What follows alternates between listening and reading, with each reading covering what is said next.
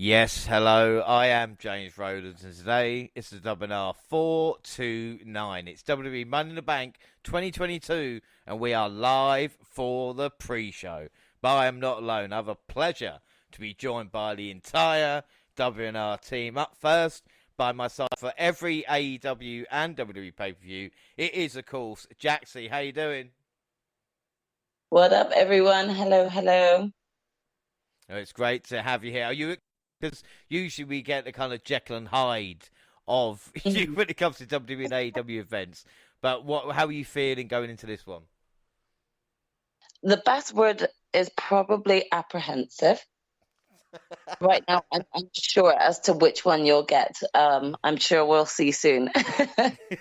Well, we cannot wait. Like I said, we're glad that you're here. Up next, our resident NXT and New Japan expert and the most loved man in WNR podcast history. It is Monty. How's it going, man?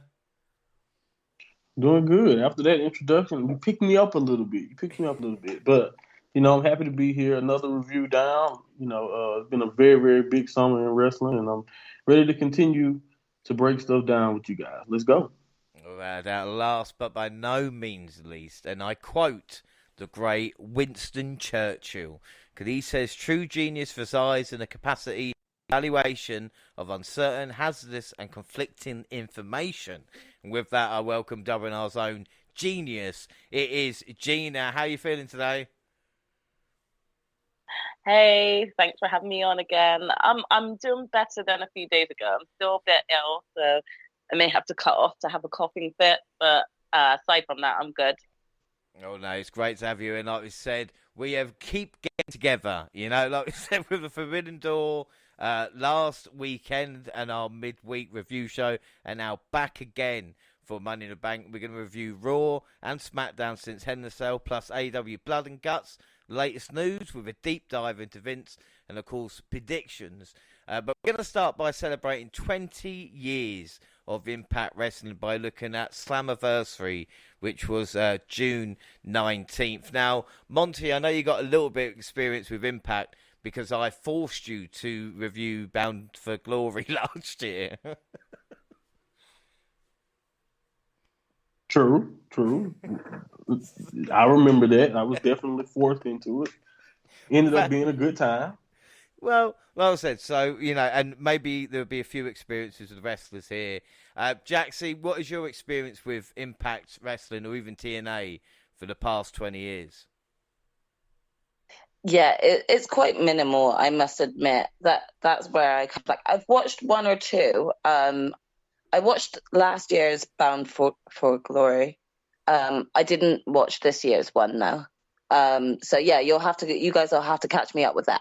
Yeah, like that. And Gina, what about you with Impact or TNA? Anything from back in the day? Nope, not a clue. Not a clue.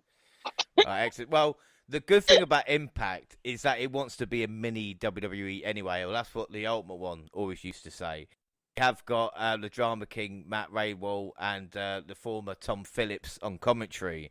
And our first match for the digital media title, Rich Swann beating Brian Myers. Now, I like both of these guys, but it seems an age ago that Rich Swann was the world champion versus Kenny Omega. I think that was only last year. If was that right, Monty? Was that only last year that happened? Because it seems like a lifetime ago. I was about to say, it feels like a decade ago. I think it was probably early last year. Either way it goes, whenever Kenny was still active. Yeah. That's how long it's been, because it's been a while since Kenny was even active. So it that should put it in perspective. It seems weird because let alone Rich Swann and 205 Live, which again is a millennium ago when it comes to wrestling, but solid pro wrestling there as well. But the question is, and I'll ask you, Jaxie, with this, of course, Brian Myers, the former Kurt Hawkins, is he always going to be in the shadow of Matt Cardona? Because even after release, it seems that he might be hanging on to his coattails a little bit.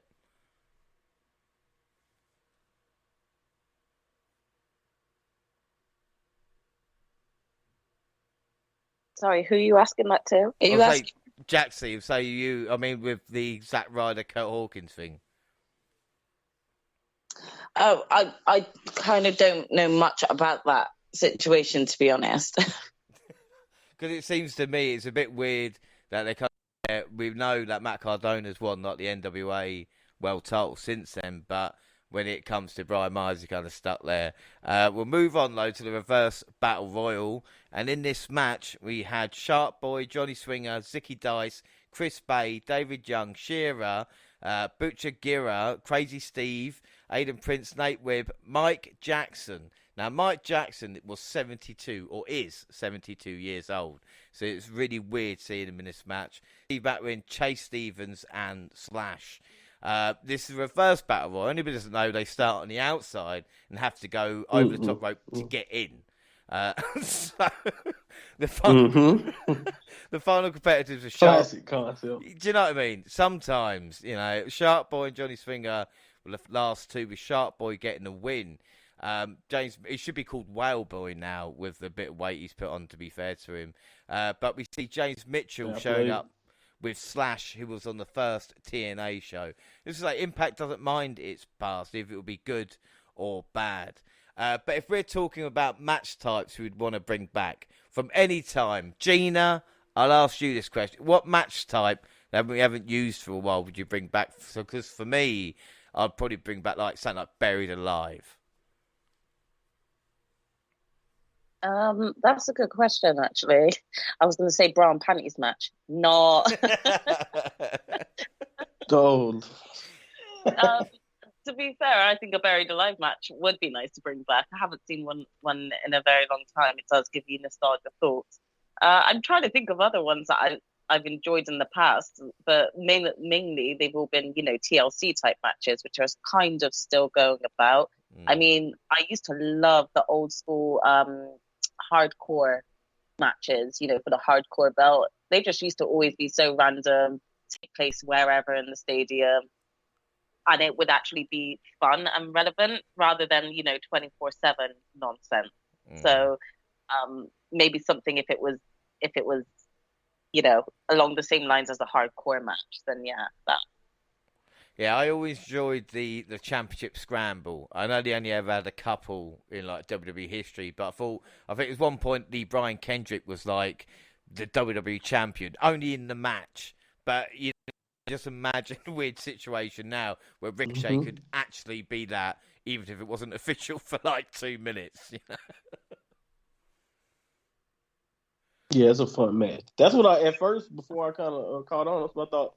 The New Japan match, we were talking with Yano and, not with Yano, but Tai Chi and Shingo. That's what I thought they were doing at first. I'm just going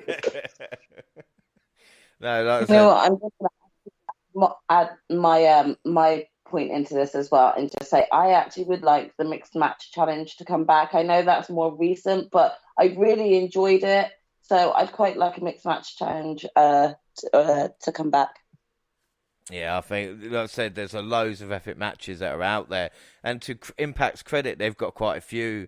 And they've got the Ultimate X match to start off. We had an epic 20-year promo to start. And it was 20 years to the day the pay-per-view aired from when their first ever show in Nashville as well. We started with the X Division Championship with Ace Austin, Kenny King, Andrew Everett, Alex Zane, Mike Bailey, and Trey Miguel. We saw Bailey becoming the new X Division champion. And Speedball had to wait 5 years in Canada to get over to America to be able to wrestle. And he has indeed made an impact. With the talent involved there, Monty, it would be no surprise to tell you that this was an awesome match with Everett replacing Jack Evans, who actually took the bump of the match off the structure to the mat. Ace has just signed a new contract, so I was a little bit surprised he lost the title. But looks like Speedball's is the teacher's pet. And Alex Zane, for no one that's not seen him, say he's a non-jacked Buddy Murphy's, but the action was exquisite. I must have said fucking hell about 5 times. And there was a Canadian straw off the top tray to Zane. The question is, though, about this, and I'll ask you, Monty, first. Did the X Division change professional wrestling? I do think it added an element. A lot of the stuff that we see all the time now in professional wrestling really started to make it known, make itself known in TNA, in the X Division. So, a lot of guys like Samoa Joe, AJ Styles, a lot of the things that they started to lay down in the X Division in the mid 2000s, we used to get on free TV all the time with Impact, and now we see all of their greatest hits done across every promotion. So I think I think it's a fair argument you can make. They definitely changed the game and helped evolve that style of pro wrestling that we were used to in the 2000s from WWE. They kind of evolved it and kind of mixed the independent style with their own flair and kind of made more of what we see athletically in wrestling today. Well, we see Scott Hudson returning as an interviews the Impact Originals. Sting remembers his time in Impact Wrestling. Now, I've only been listening, remembers Sting. For me, it was Joker Sting. Now, does anybody here know or remember Joker Sting? I never watched the actual run of it, but I've heard great things about it. And I've seen like the imagery of him painted up. He was fully committed. Yes. Yeah. It's Heath Ledger meets Sting. That's how good it was. We'll move on to Rosemary and Taya Valkyrie defeating the Knockouts World Tag Team Champions of Influence, which was Madison Rayne and Tenille Dashwood. Of course, Taya, since returning from NXT, has beaten Diona for the Reina de Reinas title and now won Tag Gold. Both women have been the backbone, but credit to Rosemary, who's got the love and respect of the Impact fans. Madison Rayne's first Impact match was back in 2009. The 106-day reign was over. And for Tenille, in my eyes, could be a bigger star as well. The former Emma in WWE, if she ever really wants to try. I'd say ever try, it's a bit harsh, but seems she's quite happy in Impact as a tag team. Well, I think there's a lot of star potential there. Kurt Angle then congratulates Impact on 20 incredible years. And then we had Sami Callihan defeating Moose in the Monsters Ball. Now, Sami Callihan and Jon Moxley used to be tag team partners in the day. So if you know Mox's style, Sami Callihan is very, very similar. We saw so much crazy shit in this one. It's unbelievable. Moose going through 2 tables to the outside off the top. Both men covered in blood. But luckily for Moose, it was all Sammy's. Sammy got spine busted off the top through thumbtacks and got DVD through a barbed wire table. Callahan Lowe hit a 3rd pile driver on thumbtacks to take out Moose. Like I said, this is crazy stuff. Have you heard of Sami Callihan, Monty? Yes, he's I remember his run in NXT before he had to, get out of. I remember when he got released, and I remember his run. He never really got a chance to achieve much down there, but I've seen that he's been able to reinvent himself and establish himself as a force in Impact. And he's always one of the most physical in the ring, like you mentioned, with his past with Moxley. Also, him and Moose, man, they tried to kill each other in this match. This is the clips that I saw circulating on social media all through, not only when this happened, but since this show. So, they've, went for it all. They went, I think they had like a boiler room storyline going on. They was locked in a boiler room before this, the preceding 24 hours without food or water. And I was like, really? Like, it was really, they had social media updates. They had dehydration being blamed when Moose slipped off the middle rope. Like, it was just all types of little things that made this match even more brutal. And don't get me started on the thumbtacks and just, like you said, things we see Moxley is willing to do and put his body through and put other people through. Sami Callihan is right there next to him. This was brutal, man. This was brutal. Yeah, without that, like I said, really, really good stuff. Then we had the Good Brothers defeating the Briscoes to become new Impact World Tag Team Champions. Now, their contracts, the Good Brothers contracts, are up this month. So it is interesting they become 3-time champions. I said the Good Brothers seem more motivated in Japan. 2 years since they showed up. Credit to the Briscoes, though. They've tried since they've been here the past couple of months. But Gallows always bringing it down. What is going on with the Good Brothers, Monty? Because I thought they would be moving off to Japan. But is the relationship with Impact continuing, I guess? I mean, with this decision, I agree. I have to think that they must still be involved with each other. I was under the same impression that they were going to probably be at least spending more time in Japan. But Japan they do really have a tour schedule, so I'm pretty, Japan, they've always been flexible when it comes to Impact, so maybe it'll be more of a flexible relationship, and they'll continue to go back and forth. But I don't know, man. You watch more Impact than me. Are you officially tired of them in Impact? Because I know one thing. It seems like this is their default in the tag division. Like since they've gotten there, it's like don't know what to do with the belt. Let's just put it, give it back to Gallows, give it back to the Good Brother. So yeah, they've not worked. I don't know. The Good Brothers haven't worked in Impact because they've just. I mean, they had the Kenny Omega when he was world champion. They were kind of his lack for doing that on Impact, and now it's part of the Bullet Club. But now they've turned face, so it's kind of weird what's going on with the kind of rest. Exactly with the rest of the things. So. But speaking of tag teams, we did have James Storm and Chris Harris, otherwise known as America's Most Wanted, making their return. They shared a beer with the Good Brothers and Briscoes. Harris had Walter, which was nice to see. The first proper TNA tag team. They then honoured the voices of TNA Wrestling, Mike Tenay and Don West. Don is sadly fighting cancer at this moment in time. Yeah. We see Christy as a special guest ring announcer, Coach D'Amore, calls from Team Canada, and former TNA President Dixie Carter returned to introduce the final member of Impact Originals, which was Eddie Edwards' former tag team partner, Davey Richards. We also saw Tracy Brooks jumping the guardrail, neutralising Maria at ringside, as On and No More battled the Impact Originals. But the moment of this match was D'Lo Brown, who has been attacked by On and No More, came out, not only hit a sky high, nearly broke his neck to the top, but hit the frog splash. And then what made it even more special, Earl Hebner making the 3 count, coming back, obviously, in the weekend that he lost his brother and counting the 3 there.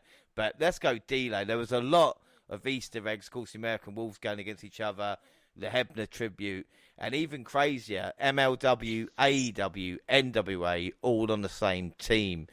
But this was really fun. But that is a Forbidden Door open there, Monty, isn't it? Yeah, but it's a Forbidden Door, but it's also just, if you've been watching Impact over the years, like over these 20 years, it had a lot of, like you said, callbacks and a lot of, references in there with the Impact Originals. And then when you have Honor No More, like you said, these cross-promotional type of teams and all of that, this is, like you said, a Forbidden Door in itself. And, Impact doesn't always get the credit. I see there's a lot of legions of Impact fans out there who love their Impact, and they definitely always make sure to let it be known that they should be mentioned with the rest of the major promotions. And matches like this, moments like this are why they do have awesome history, and I thought this was cool. I really thought this was cool. I honestly, when I first heard about that, I kind of thought Dixie was going to announce EC3, but other than that, I looked up. There's a couple of wrestlers that didn't get mentioned, and EC3 was one of them. But then again, because he's trying to create his own narrative, I suppose. Yeah, he's doing his own thing. Yeah, certain things. But speaking of former TNA wrestlers, the biggest one, I suppose, AJ Styles wished Impact a happy anniversary and kind of what it meant to him there. And I thought it was lovely that AJ was allowed, shall we say, to do a 2-minute video, even a 3-minute video, just because of the literal impact of AJ Styles and TNA go hand in hand. That's what got me into it back in the day, I agree. One of the faces, if not the face, and single-handedly the biggest star, that was like made in TNA. He's probably the biggest one to come out of that and, could still, have that status of AJ Styles. If it wasn't for his run of Impact, would Impact still even be here? And anybody wants to go watch a match off the back of this, if it's about AJ Styles, go watch No Surrender 2005, AJ Styles versus Christopher Daniels versus Samoa Joe in a triple threat match. Samoa Joe? Yeah. You can thank me later. Incredible. Yeah. We had Knockouts World Champion Tasha Steelz going against Deanna Prazo, Chelsea Green, Jordan Grace, and Mia Yim in the Queen of the Mountain match for the Knockouts title. Mickie James is special guest enforcer, and these rules are so easy to follow.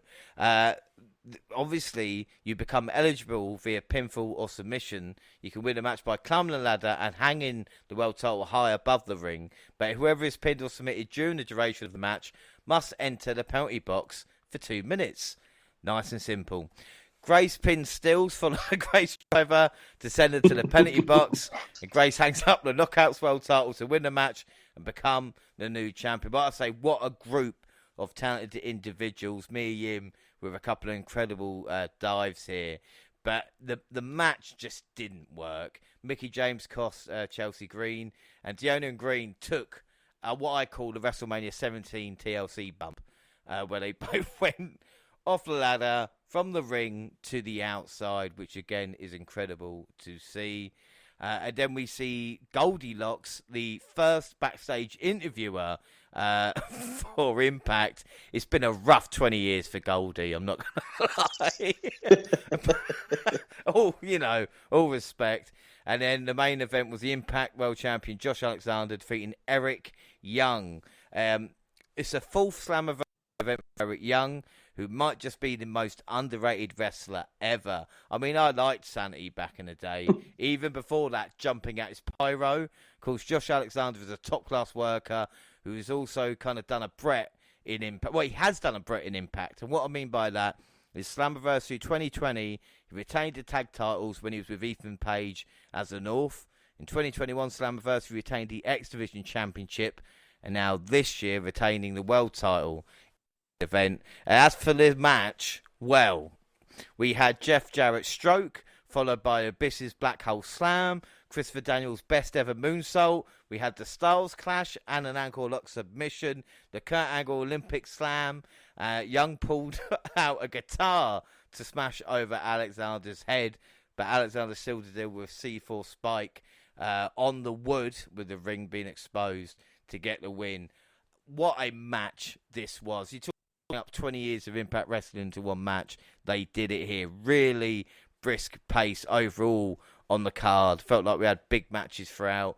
All delivered as well. I'm going to give it 9.25 out of 10. But beautiful. But the worrying thing, we talk about Impact there, looking at the buy rate and attendance figure. With a pay-per-view. Now, Jaxie, I know you might not have a clue, but how many people do you think bought Slammiversary? Just any guess. Do you know what I'm gonna say? Like 20,000.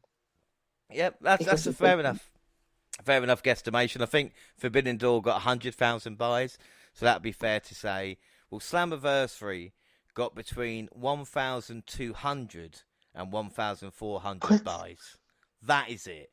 Now, I'm not having a go at Impact here, but considering 10 times that for a kind of live show, I know people are not buying this, but still, it seems that 22% of those who order Slammiversary purchase Double or Nothing, while 14% order the one day of WrestleMania. Gina, do you want to guess the attendance for the people in the show?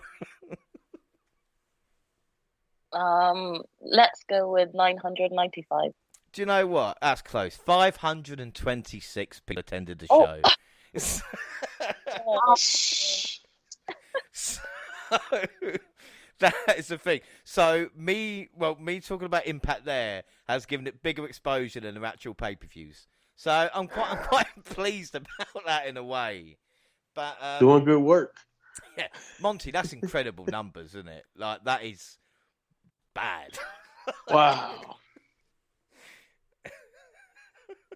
They have loyal fans, though. I will say that. I just didn't think it was that low of amount of a number of that's a big show to have that type of numbers on. Yeah. But I don't know. That's the only reason why I kind of feel bad. It's like their biggest show, and they did all of that special stuff for 20 years, and then, to hear that, that's kind of disheartening, man, because I know they worked hard. Yeah. I mean, if I it can was imagine like... that to be... Yeah, but say if it was like the old or the new ECW or something like that, I can understand. But the product's really, really great at this moment in time. But it just not bringing the fans in, and I don't know why. Yeah. But I'm sure if we knew the answer to that, then professional wrestling would be completely different. I'm sure there's hundreds of promoters who have asked that question, you know? Yeah, I don't necessarily know what it is. Because like I said, they have the history. I don't know if it's just a brand name. Do people just not people not care about Impact anymore? Besides that loyal base of people who've always watched it or, who stuck with it. I don't know. It's just rough. It's like I said, I know, like you said, the work and the talent is there, but promotion, all the other stuff that makes a show, become popular. I don't know. I don't know what they're missing. No, honestly, the talent is there. Like I said, it's just there is something there, and I don't know what the answer is. But that is Impact at 20 years. Move on to news. We've got the latest arrivals, and we were all worried that WWE hadn't signed any former MMA stars recently. But don't worry, because they have now signed Valerie Lareda, Bellator, who is the first Cuban American woman to sign with WWE, and of course retiring from her MMA career. She will officially begin with WWE on July 18th. So, Jaxie, this can only be a good thing. I mean, I want to say yes, but let's look at their kind of current track record with those that they have like sort of secured from like other promotions as well. Like, we had the likes of Jessamine Duke and Marina Shafir that were kind of both featured on there, and nothing's happened with them. We were kind of like promised like a really great run with Shayna. Nothing's really happened with that. I'm just a bit apprehensive of this. I hope they use her well. I mean, I'm interested to see what she's got and what she can bring, but I'm apprehensive going into this. I think that, well, there was a apprehension from me recently as well when we talk about departures or potential departures. And the big story was about Io Shirai, who has not signed her newest WWE contract. She will be a free agent at the end of next month if she doesn't sign a new deal. She's told people in Japan that her contract was up. She wants to return, be closer with her family. Monty, this is like a dagger in her heart.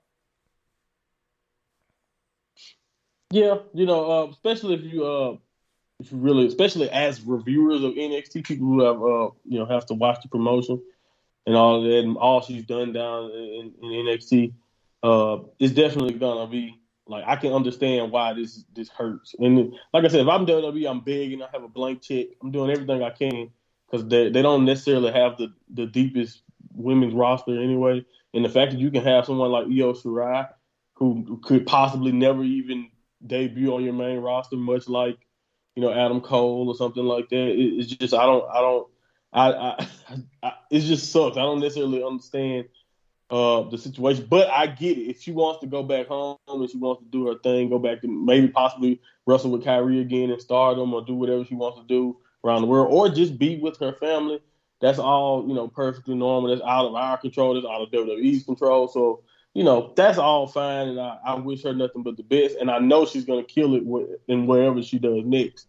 But yeah, as someone who watched NXT and wanted to see her do big things in under the WWE banner, yeah, it does suck. But I think she's gonna kill it no matter what happens. Well, don't worry though, because WWE have signed. It was like, right, we might lose Io Shirai, so our latest signing, make sure it really works. They did. Logan Paul signed with WWE. Yeah. He revealed and he posted a picture, which is the most liked picture on Instagram or some shit like that. I don't know. With Triple H and Stephanie. Looks like it's going to be a thing. Come on. I'm sorry. It cannot be the most liked picture on Instagram. Please don't tell me this. From WWE. On their WWE. Oh, for God's sake. Okay. On their account. Look, he's not going to wrestle. He's not going to wrestle. No, he's only going to be wrestling premium live events and Imperial TV. Gina, come on, he was good at WrestleMania, you got to admit. And he's got followers. Amy, I just don't think that picture warranted to be like the most liked picture on Instagram. Yeah, but as a talent, it's going to work. It wasn't the best picture. I've seen other pictures and promos. Well, forget about the picture. Talking about the man. You've got to show some positives. I can't shed any positivity on him. His family have been so disrespectful in numerous ways. So, yes, okay, he could maybe pull off a couple of wrestling moves. I look forward to seeing him at his next match. Do I like the guy? No. Was that the greatest picture promo I've ever seen? No. That's my opinion. Right. Well, I have to admit something now. I'm going to ask a question, and everybody can tell me. Don't say that you're a massive fan. No, don't worry. I've moved on to the next news story quietly. Okay. But does anybody know or heard of Joey Ryan? Yes. Unfortunately, I guess. Yeah. So, dude with the mustache. Yeah. Yes. Unfortunately, I had become a fan of Joey Ryan dating back from 2018, 2019, and actually saw him in a live show when he came over to England, weirdly enough. Met him and all this kind of stuff. Was quite a big fan. So I was probably more shocked than anybody else when all the out movement and all the accusations came towards him, especially if you go back and listen to podcasts that I've been on talking about him before the fact. So it's quite a difficult situation. As I said before, he was nice to me, but then again, I was with Dan, and if it was with, Jaxie or Gina, it might have been something a little bit different. I've seen other wrestlers acting like that at other shows, so there's no doubt about it. But like I said, Ryan has a litany of allegations against him. He tried to sue his accusers for no avail, and people wondering what he's up to nowadays. Well, it seems that for the past 3 months he's been working at Disneyland, and unfortunately I have to laugh, but Disney were then told about Joey Ryan working there, and promptly fired him this week, and say they do background checks on all employees, but Miss Ryan's allegations due to them being made against his stage name. I mean... okay. Gotcha. He used the government. He used his own name. I mean, how fucked up is that, Monty? Like, in a world that we're living in, you can work at Disneyland. Why up there of all places? What are these allegations? I haven't heard of this person, so I don't know. It was more allegations, more about so it was not young girls or girls in themselves and just trying to take advantage or trying to say, I'm a famous wrestler, do certain things. Again, there's nasty still business. Allegations as they are, but surely you've got like some people in your fan club that will, if they want to go there with you, they will. But are you that desperate to like? I don't know. I don't understand the mind process that goes through some of these famous people. Not even just wrestlers, but famous people. I don't understand the mindset that goes through them when they decide to contact fans, especially young fans, trying to take advantage. I don't understand it. It's just a superiority complex. It really is. Yeah. Well. It's career killing.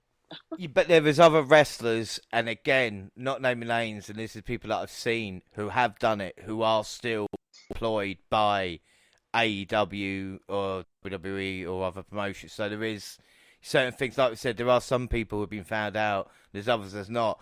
Unfortunately, though, this could be even bigger conversation, because it's even someone like Jordan Devlin, who is going to appear on NXT or be called up to NXT 2.0 roster, had these allegations against him of speaking out. Now, the thing becomes, with the Jordan Devlin thing, it was settled and sorted. But with people that don't know about the situation, it will be called back in. So then he'll have to kind of deal with it again. And suppose when he comes up to WWE, it will then be resurfaced and become an even bigger deal. So the question then is, where even if you've done something wrong, and again, I'm just playing devil's advocate here, but you have to face it every time because of social media, whether it will be right or wrong. And this is what I think everybody finds out. There's certain wrestlers from that time, like Marty Scurll, who've never come back, and he was in a really big position with certain times. So it is a really difficult situation. But again, this is what it is. Wrestlers still act like this where they should know better. Oh hell yeah! Like, I mean, they do this to themselves, so they've only got themselves to blame when they actually get called out for the situation. So rather than deny it, they really should own up to their mistakes and their faults, and kind of accept reality. It's one thing to kind of maybe pay someone off and stuff, but still, if those allegations are true and you're paying them off, that means they are true. So. Why is it that should be swept under the rug and you should be able to continue this success when, you're not owning up to that? So don't do it. Well, even, we talk about allegations, people accused. Austin Theory and, of course, Matt Riddle are going to be on the Money in the Bank pay-per-view, and they've had kind of stories and allegations from in the past as well. So it's all about kind of, dealing with it. And I suppose we're going to get onto that in a minute as well, talk about Vince McMahon. But first... we'll talk about Ric Flair and his last match moving to a bigger venue. So the opposite of kind of what Impact are doing. It's moving to a 9,000-seat auditorium in Nashville. And there's going to be a few Impact wrestlers and everything like that on there. I mean, my thing is with Ric Flair in his last match is I'm actually genuinely worried about his health going into this, because how many bumps can he take? I mean, Monty... This is crazy for Flair. I know it's about money, but surely he should be thinking about his health.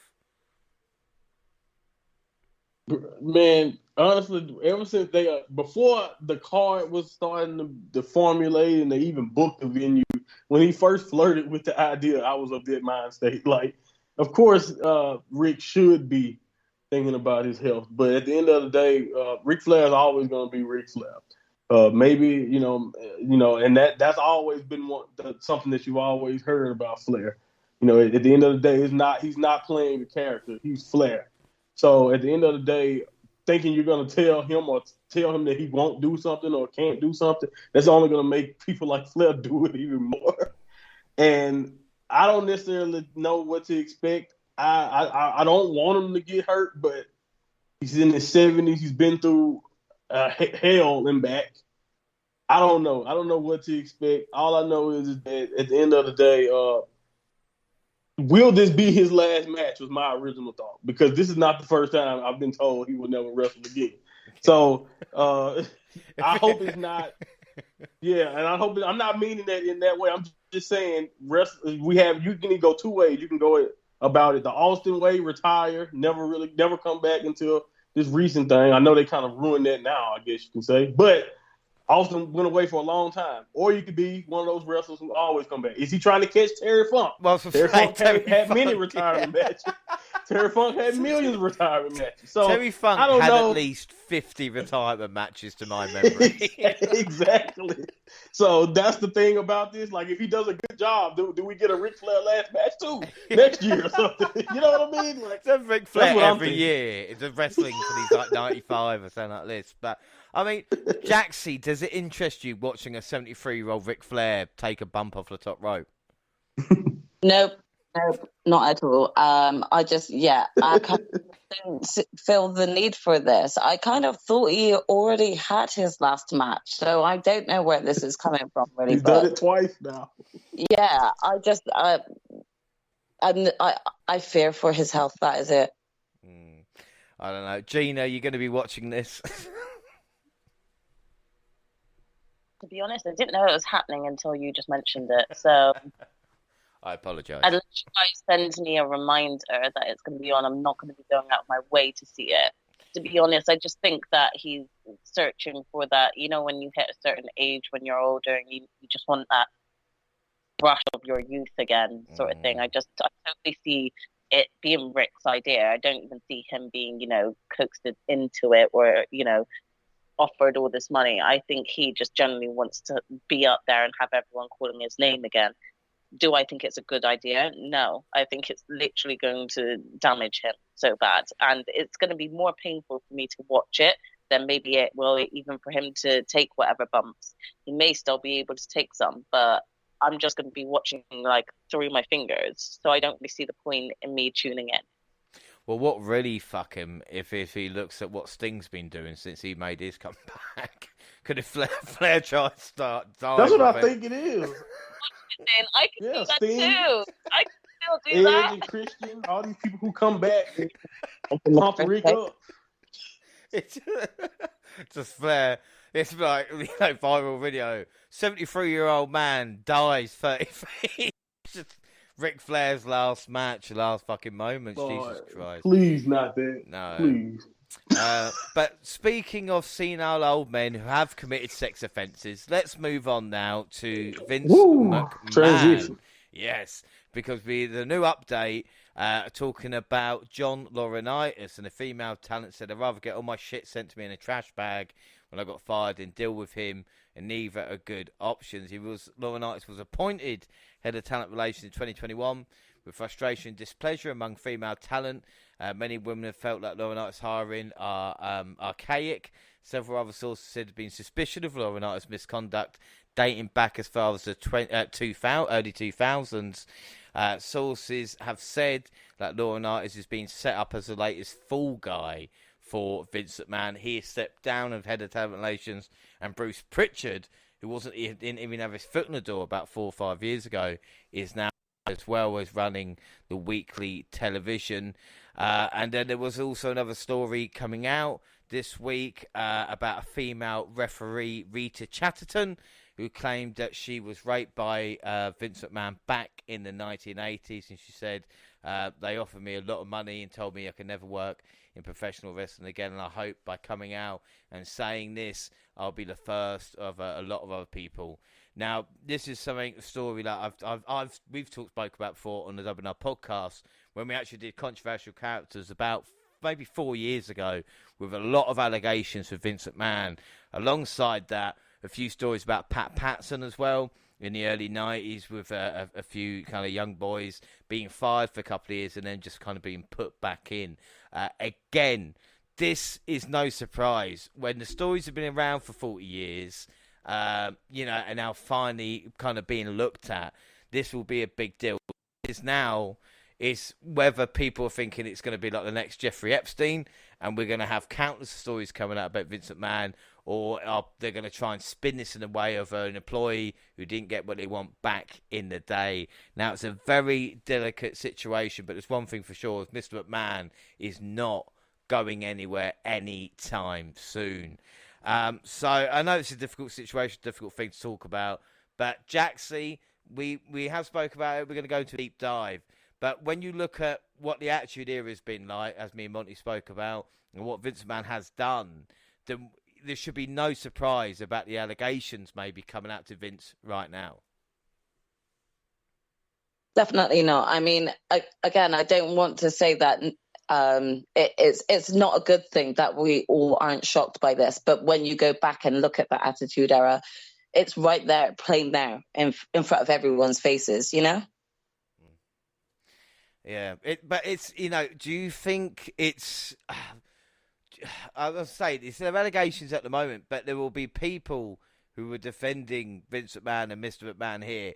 Do you think they're confusing the person with the character with the, the kind of, because in their minds, without Vince McMahon, there's no WWE, and of course they've got so many good memories of WWE, and they just think, oh, that Vince McMahon character is that guy as opposed to a real human being. I mean, I have no doubt that there's going to be, as a stem from this, there's going to be a lot of false accusations. As sort of wrestling fans, we're not going to actually be privy to finding out and determining like the whole truth for ourselves.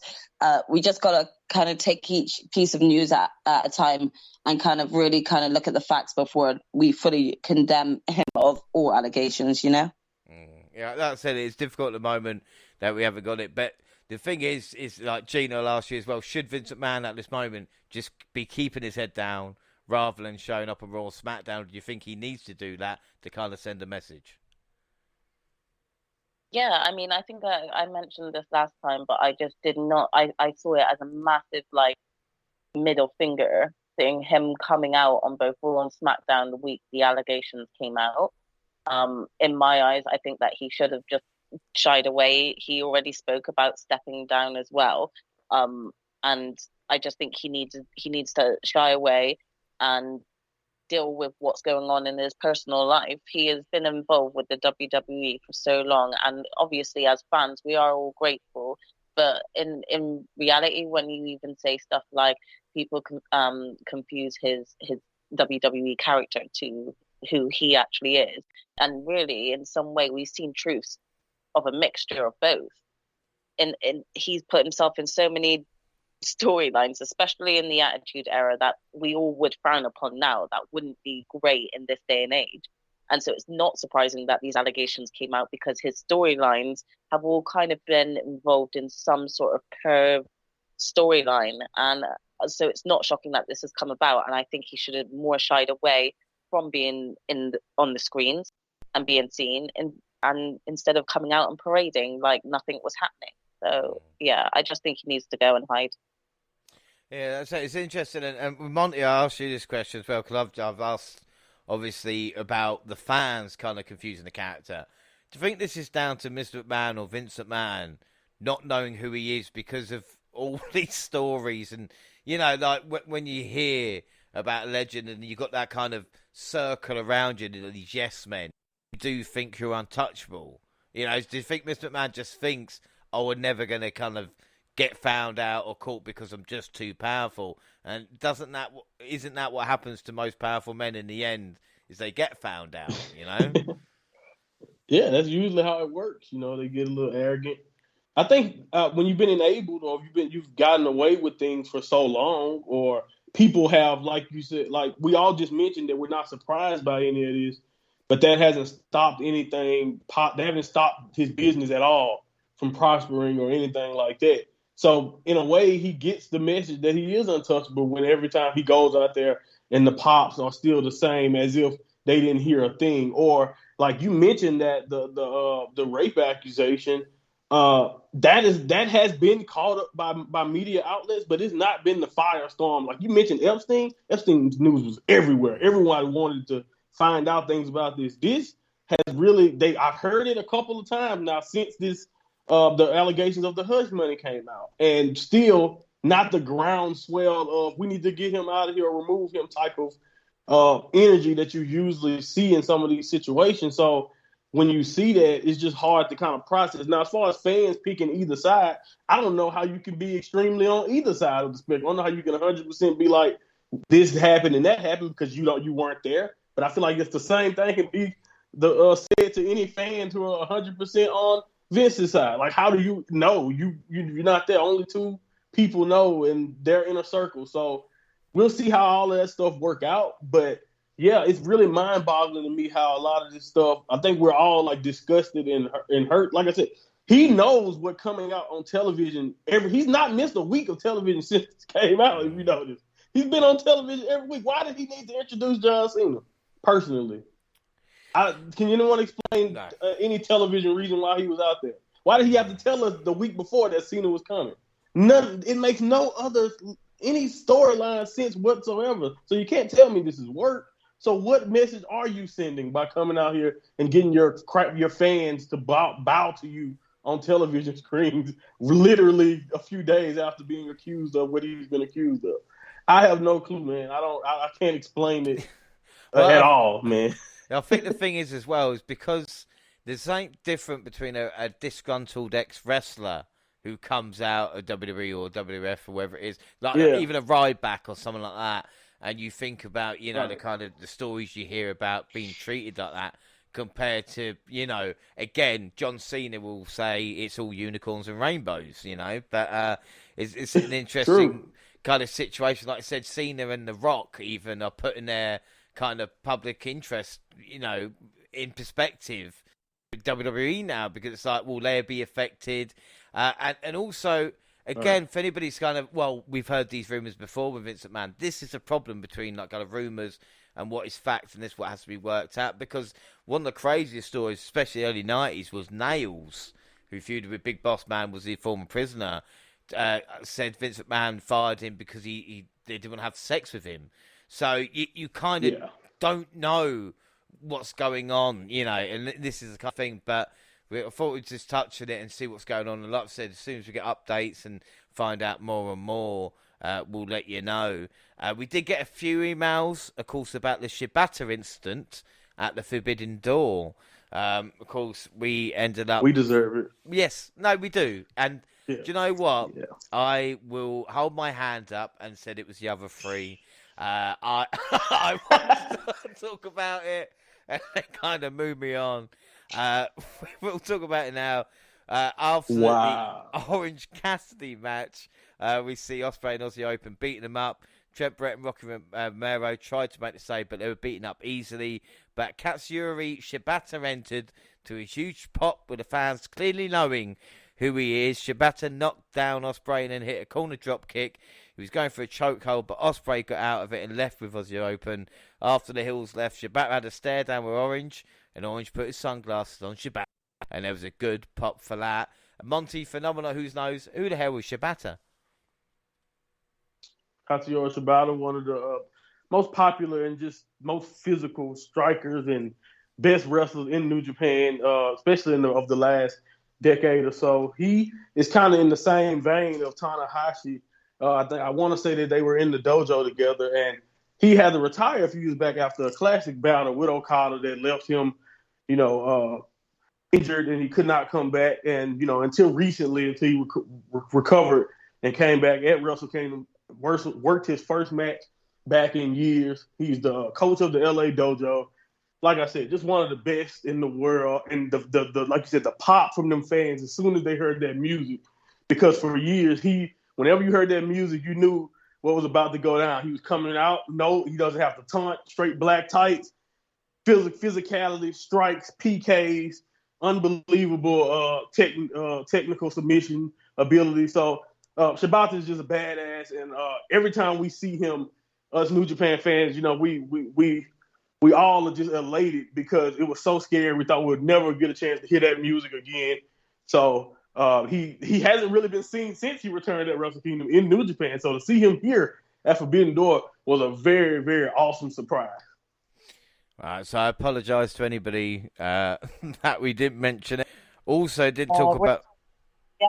We actually did realize straight after we ended the session that we forgot to discuss that. So we did recognize that fault ourselves. But yeah, it was totally exciting. I mean, I didn't know who this guy was either. And as soon as that music dropped, I just knew, okay, some badass is about to walk out, So I was totally excited and now want to investigate him more too. Well, I also didn't do the poll about how did everyone rate Forbidden Door as well. Good got 12%, okay was 16%, great was 32%, awesome got 40% of the vote. And looking back on it, yeah, it was a pretty awesome event as well. And off the heels of that was AEW Blood and Guts, June 29th. We started off with... Orange Cassidy versus Ethan Page, and Cassidy entered to Jefferson Starship's iconic Jane, which was a film he used during his days of the independence scene. OC got the win. But Gina, I'll ask you about this. I really enjoyed this match. These two have got bags of talent, haven't they? Yeah, they do. And again, it's matches like this that make you sort of really excited to see future matches from each of them. It's definitely eye-opening and keeps you on your toes as well, because they're definitely the type to have these matches where you're like, who's going to win this one, who's going to win that one, because it's always so close. Definitely agree. Yeah, really, really good stuff. And I mean, see Christian Cage cut another disgusting promo on Jungle Boy and his family for introducing a new lock, Luchasaurus, who went into new theme music and all black ring gear. The big man proceeded to squash Serpentico. But Jaxie, a hill dinosaur, this didn't feel right. I mean, why turn so quickly within a week? I mean, yeah, I kind of actually say this myself, where I kind of would have liked a bit more of a build up to Christian kind of bringing Luchasaurus round to, the heel side. And I also thought we'd get a persona that might not necessarily be a heel dinosaur. I just thought it happened really quickly, but I mean, I'm definitely intrigued to see where things are going to go. But if Jungle Boy don't come back with a complete different persona and smack this bitch up for what he's saying about his family, seriously. Yeah, I mean, Christian is taking it to a different level. It's just, I don't know what he can say next, really. What is next? I mean, it's more a shame as well at the fact that there's kind of now no one in his corner. Like, Luchasaurus didn't even smack up, like, Christian for saying any of those disrespectful things about his father or anything. So right now we're just kind of stuck with having to deal with the hearing this abuse. So I'm definitely looking forward to getting someone in to shut them up, The story has to be that Luchasaurus secretly hated him, by the way, right? Because other than that, right? Because he was swayed, like you said, way too easily, way too quick. Like, it doesn't make any sense. It's like, yeah, let's get rid of Monty. We all hate Monty now, all right? We've never liked him. Right, that fast. Wow. I mean, it does make you question how loyal, like, he actually was to Jungle Boy. If you just turn like that, it's like, all right, bye, Felicia. Right. What the fuck? Tag team titles, bro. Tag friends. Yeah. And if a hill dinosaur, for me, his finisher should be eating the person. And I don't think we've advanced that far yet. We'll see what happens. This isn't MK11. This isn't like a finish him type of situation. A dinosaur who's a bad guy. Come on, we got to have that. He's a herbivore. He liked the plants. He liked plants. Well, we get the Arse Boys and Max Caster with FTR. I guess Dak's injury isn't so bad. Fun stuff all around here, apart from a moment where before Danhausen tagged in. Botched interference from the healed Anthony Bow. Danhausen to score the pinfall victory. And after the match, frustration mounted, leading to Billy Gunn shoving his own son, Austin, to the mat. So it looks like we're getting Arse Boys versus the Acclaim loading. But again, it can only be a good thing. We have spoke about it. And it makes more sense with Billy than it did with Luchasaurus, because at least we've seen that the past few weeks. And we know, well, Billy always, prefers them. There's been hits and things like that. That's what draws the crowd into it. From here, we're all like, Luchasaurus, why? We're like, Billy Gunn, good, they're fucking idiots. Like, we've always liked the Acclaim more. That's simple. Like, these arse boys don't work. We get a women's match before the main event again. Jay Cargill versus Layla Gray. 2 minutes, too. Oh, my God. This, like I said, over so quickly. Gray faced the same result 33 other women had. And after the match, again, wouldn't be an AEW women's match if you didn't have people running down to try and even the odds.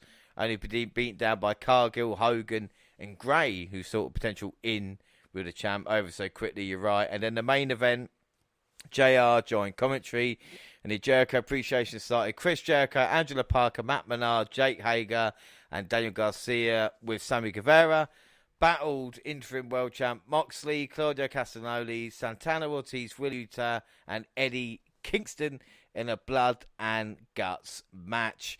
Well, there was shattered glass, thumbtacks, steel chairs, kendo sticks, and of course the Unforgiven steel in the cage. In the end, the match culminated on top of the structure, where Jericho escaped to the roof until Kingston followed, but it was Sammy Guevara who took the big bump through a wooden platform, and then Menard and Castagnoli came up. Menard tapped into the star as Eddie was looking to put away Chris Jericho.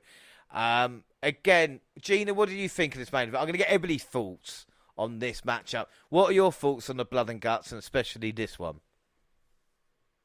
It was a great match. I have to say that I'm really gutted for Santana, as I know that he got injured during the match, and it seemed like it was a horrible injury to his leg as well. So I hope he gets better and has a speedy recovery back.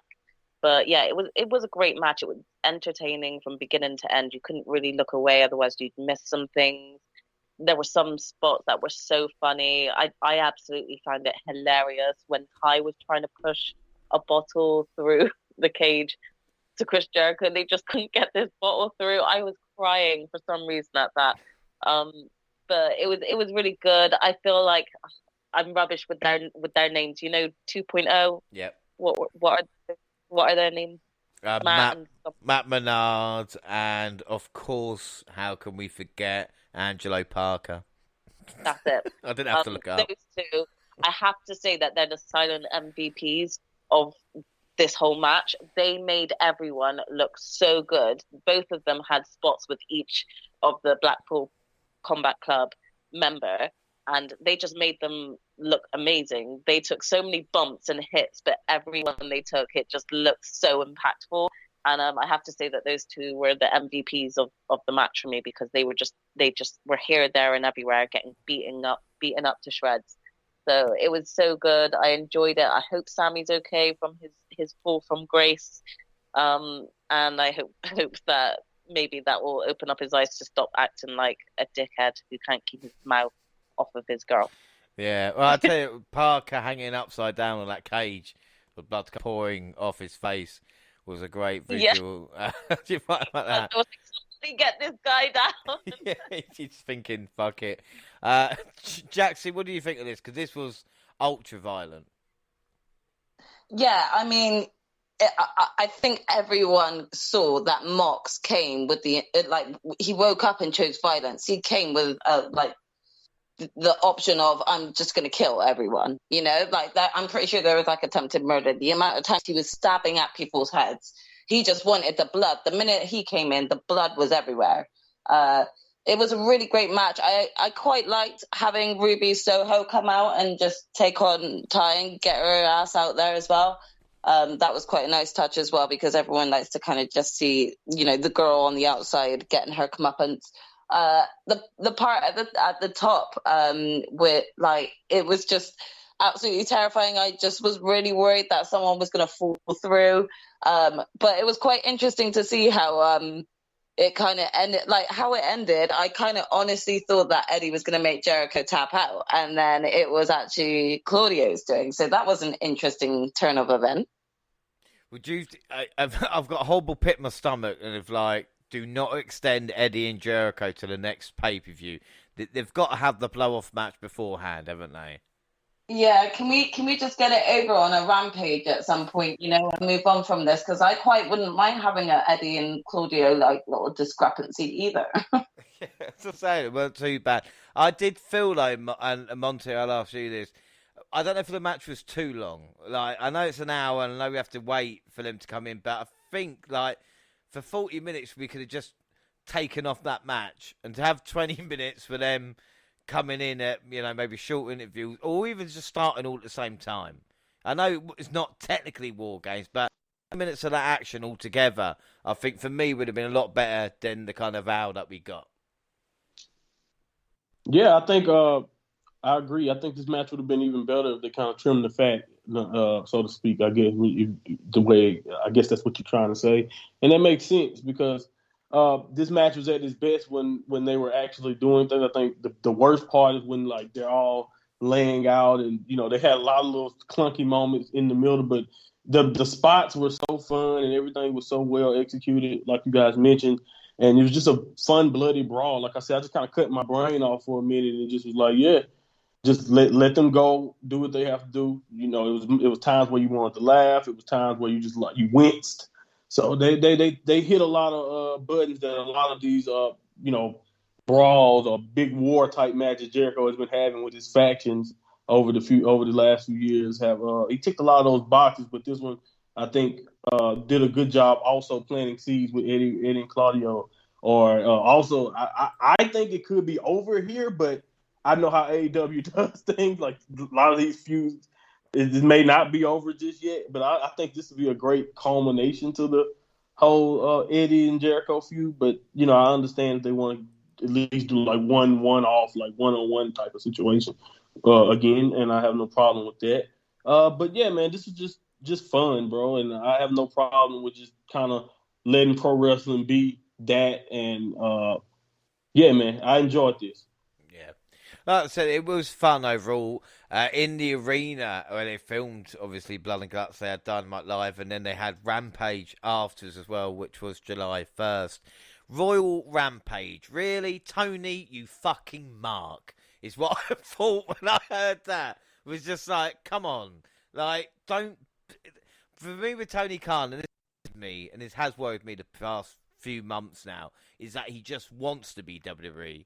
You look on his face when he hugged like Claudio, you know, you just think, oh, I've got Cesaro now. The same with like Danielson and Punk. Well, hug Jungle Boy like that. Hug MJF like that. Maybe he'll acted a little bit different, you know. Don't get me wrong, I don't want Brock Anderson on TV every week, but it just seems that, I don't know, maybe I'm overreacting a little bit, but the Royal Rampage match was a kind of two-ring Royal Rumble where they come in, new entrants came in at every 6 seconds in separate rings.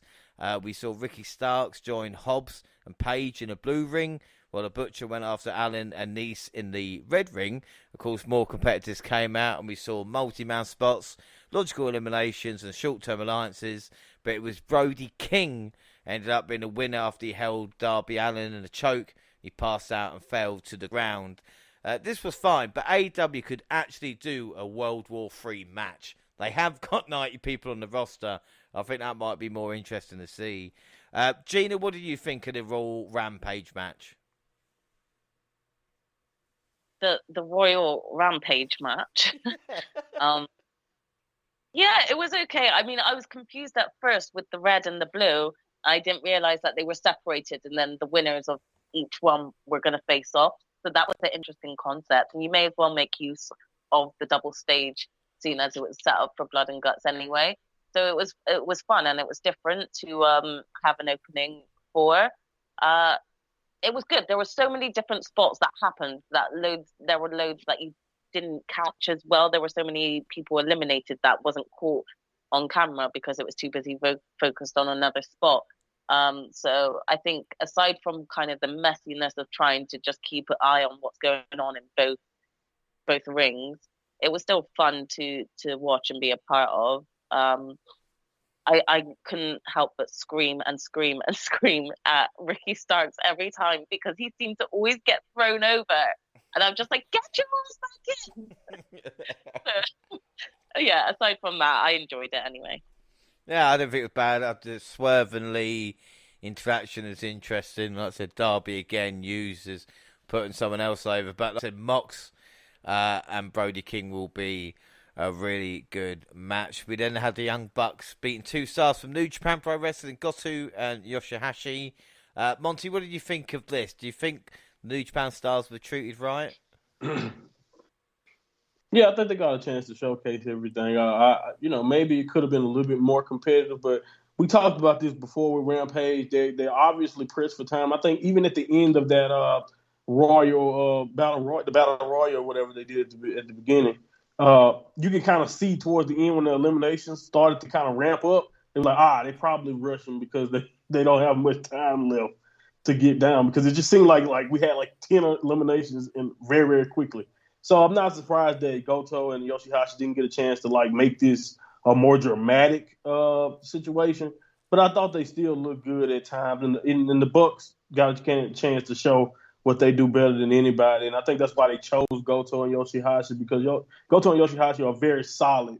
And I think when you have grounded opponents like that for people like the Bucks, it makes them look 30 times better because they can do amazing stuff like what we saw Nick Jackson do at the end there. Yeah. So, this was good stuff. I didn't have a problem with how Yoshihashi and Goto looked. Yeah, I always thought kind of Matt was the star over Nick, but Nick, especially this last Oh, year, man. Nick is awesome. And what he did, to be able to dive across and then use the ropes to springboard, and he makes it look easy, and you just think, yeah, they are. I know there's a lot of kind of, you talk from even the commentators of AEW and everybody about how good the Young Bucks are, But the Young Bucks are really good, and its proof is in the pudding. The main event of the evening was a singles match between Nyla Rose and Toni Storm. Most of the crowd had left, so that tells its own story in certain ways. A, it was a really long fucking night, and B, AEW's treatment of the women's wrestling show. Marina Shafir was heavily involved, but it just made Storm's performance gutsier as she got the win. Jaxie, what do you think of this? Because, again, Thunder Rosa came running out. This is just... It's got to be on the joke. Once you notice it in every women's match. It's fucking crazy. Well, woman out to like be like total unity. Like, you're all going for the belts. Stop like being like this. First of all, I really just didn't... I didn't see that, like, they're going to kind of keep Nyla Rose and Marina Shafir together. Like, Marina Shafir actually has a lot of talent and doesn't really need to be teamed with the likes of Nyla Rose. Not saying that they can't be friends or anything like that, but I just didn't understand the necessity to have these two, sort of bigger women picking on tiny little Tony. It just kind of, like, it didn't really make much sense for them Thunder Rosa to come out and, like, how about we get Thunder Rosa started on like building like a new feud with someone new and fresh? Like, she's not had the best of storylines to build up for a title match. So how about we start building that instead of having her coming out and doing this? I really didn't understand the necessity for her to come out to make the save. Yeah, it's just the same shit, It's like, again, rinse, repeat. Yeah, rinse and repeat. Yeah, definitely. 3-minute backstage interview, 5-minute match. Come out and save her afterwards. There we go. Everybody will be happy, apparently. But there is Money in the Bank, so we will leave AEW alone, and we'll talk about Money in the Bank because I want to test your Money in the Bank trivia out. All right. Very, very simple here. Just a couple of questions. Now, if anybody knows the answer, just shout out and I'll get to you. All right? So, first question. The very first Money in the Bank match. Come on, this is a nice, easy one. Who knows that one? What was the question about it? The first Money in the Bank match. Where did it take place? WrestleMania 21. WrestleMania. Who won it? Edge hit Chris Benoit in the arm with a chair. He did. I remember that finish like yesterday. He did. When did he cash in then, Smarty Pants? New Year's resolution, John Cena. Yes, he did. Yeah, 2006. When was the first Money in the Bank pay-per-view? 2005? No. 2010? 2010 was the first Money in the Bank. All right, Monty, who won it that year? Damn, that's a good one. Alberto? Whoa, I heard. Who said that? Damn it. The Miz. Yeah. Oh, that's a good one. It was The Miz. It was the Miz. But someone else won that year as well and cashed in the same night. Do you know what? It took me ages to think. So, somebody won. Kane?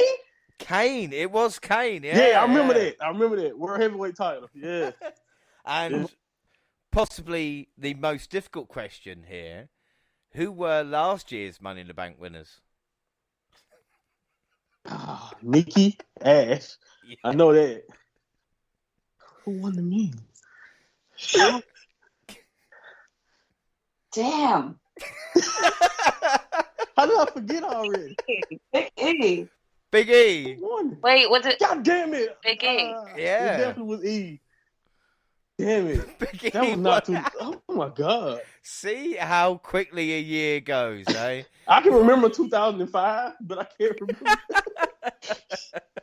This is crazy. I was a bit worried that maybe, we might be forgetting or not, but no, a little bit of Money in the Bank trivia. Like I said, lot to go on. Money in the Bank, we talk about. Monty, I'll start with you. Obviously, you remember the first Money in the Bank, but what would be your favourite either match or moment from Money in the Bank? Oh, man. I hate to do it because it's at the front of my brain. I'm pretty sure there's plenty of awesome ones, but that first one was so special. Like I bought WrestleMania 21 on pay per view. Man, they had Eddie Guerrero and Rey Mysterio leading it off, and man, Shelton Benjamin left such an impression on me in that very first one, doing stuff I've never seen. And I guess since I got that one on the top of my brain, that's the thing that stick out the most. That first one was very, very special. Like it almost was a perfect, like it set the scene of what everything that we know, the Money in the Bank to come. I'm pretty sure it's been bigger ones and better spots, but that stick out in my brain immediately because I just remember how big of a deal it felt back then, and what Edge ended up doing with it was such a big deal. It set the scene for what we know the Money in the Bank to be right now. Yeah, well, that's a great shout. Jaxie, what about you? Any Money in the Bank memories? I mean, I really can't remember going that far back off the top of my head, to be honest. But I'm going to go ahead and say that one of my fondest memories of Money in the Bank is definitely the sort of, I think it was the COVID era, the Tower one, just kind of with the whole Oscar thing. I enjoyed that one, so I'll go with that one. And Gina, what about you?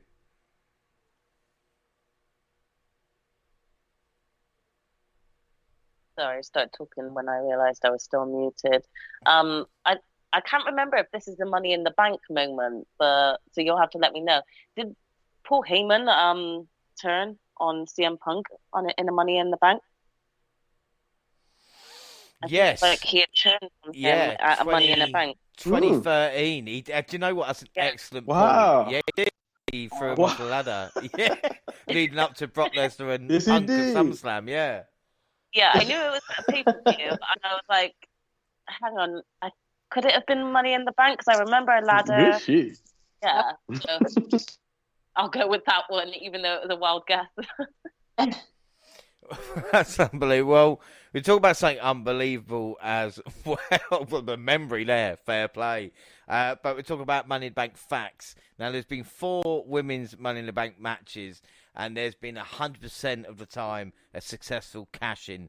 2 for Raw, 2 for SmackDown. So it could go either way tonight. Of course, for the men's Money in the Bank, it hasn't been that successful. There's been 22 successful cash-ins on 26 attempts. Right, so Monty, this is the question for you.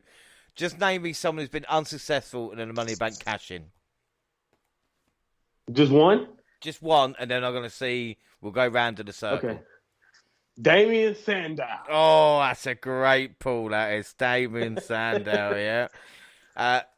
Jaxie, what about you? Unsuccessful Money in the Bank cash-ins. Baron Corbin. Yeah, Baron Corbin is on that list as well. Gina? Sorry, what we had him? Unsuccessful Money in the Bank cash-ins. Oh, gosh. I don't even know. Did Sami Zayn win one time and cash in and lose? Now, the ones I got here, John Cena is the man. Yeah, I know Cena. Unsuccessful cash-in. And in actual fact, it was Damien Sandow and Baron Corbin that tried to cash in on him. So he's actually been involved 3 times in unsuccessful cash-ins as well. And they are they're counting as well. Mr. Kennedy losing his title shot to Edge, but Edge did then have a successful cash-in. There was also another one. Do we count Otis? Well, again, Otis is the other one who lost his briefcase before being able to cash in, of course, with the Miz. Yeah. And there's only been one man, and this is a very easy question, who has won Money in the Bank twice. It's in a row as well. And that, of course, is CM Punk. CM Punk. Kofi Kingston has got the worst percentage for Money in the Bank, being in 7 and never won one. Kane has been in 7 but did win 1. The worst female record, who's got the worst at 0-5? Monty, can you take us? What woman Who been been five, five five and times? lost? What woman has got the most records in WWE? Charlotte. It's the other one.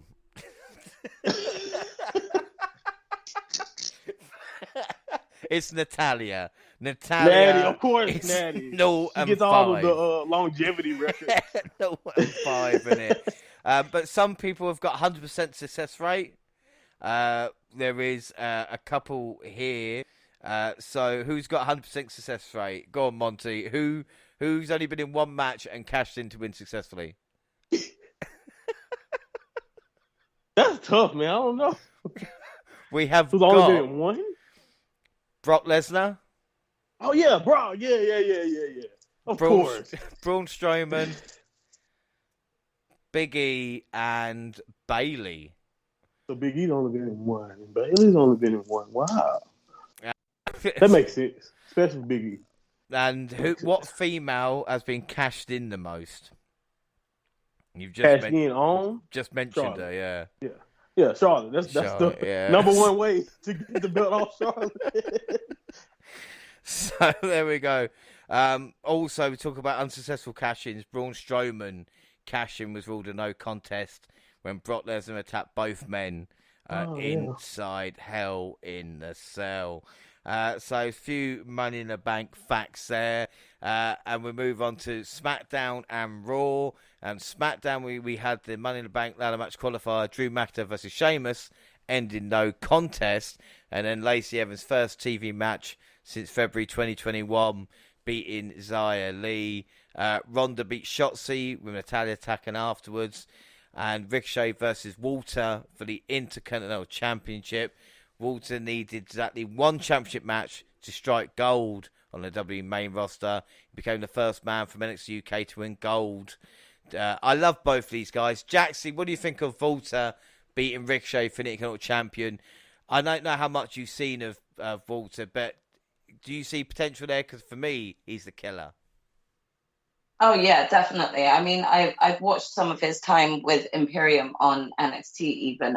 So we all knew this was inevitable. This was coming at some point. Especially once he had joined the main roster. It was actually a decent match. Poor Ricochet didn't get quite as long a run as I expected him to. But when you've got the likes of Walter kind of coming towards you, yeah, you're not going to survive that. No, unbelievable stuff. In the main event, a win for Sami Zayn with Bar Riddle from SmackDown, a loss, and Riddle would earn the right to challenge for the Universal title. We see Zayn getting hit with the RKO for Riddle to win, but the Usos attacked. Riddle answered though with a kendo stick attack and left the champs reeling to close the show. Raw, June 13th, we had Miss TV with Riddle, Heyman. And that led to Ford versus Jimmy Uso, of course. Becky Lynch beat the bejesus out of Dana Brooke. That'll teach her for upsetting her. Money in the Bank qualifier in a tag match. Could it make sense? Liv Morgan, Alexa Bliss beat Doudrop and Nikki Cross. Like we said, Nikki won the briefcase last year. Owens versus Zico. And Owens took a nasty bump on the stairs with the announced team who got him counted out. Owens arguing the announced team. I will never get old of it. Never get sick of it. Elias returning next week. MVP made short work of Cedric Alexander. And then Money in the Bank qualifier, Rollins versus AJ. Or as what I call it, the best of what's left on Raw. Really great stuff for these two. Monty, did you see Rollins versus AJ? Because I thought this was a great match. Yeah, man, it was incredible. I thought they did a really good job.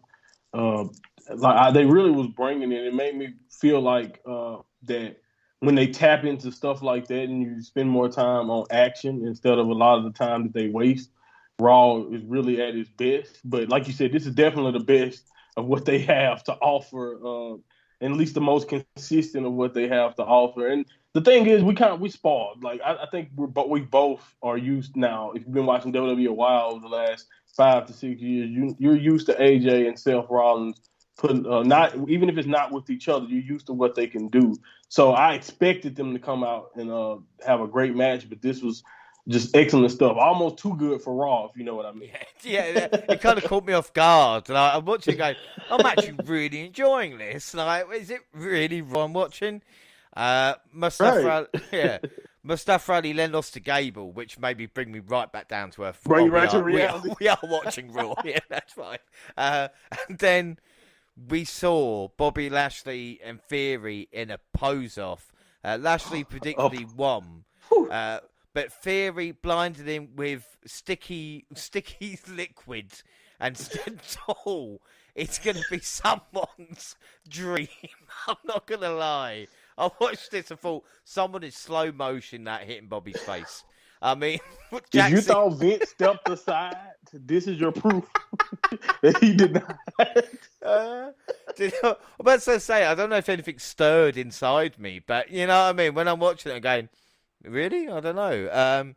But that was the end of Raw, who'd have believed that. And then SmackDown, June 17th, Mr. McMahon came to the ring and talked about then, now, forever. And Riddle paid tribute to Randy Orton.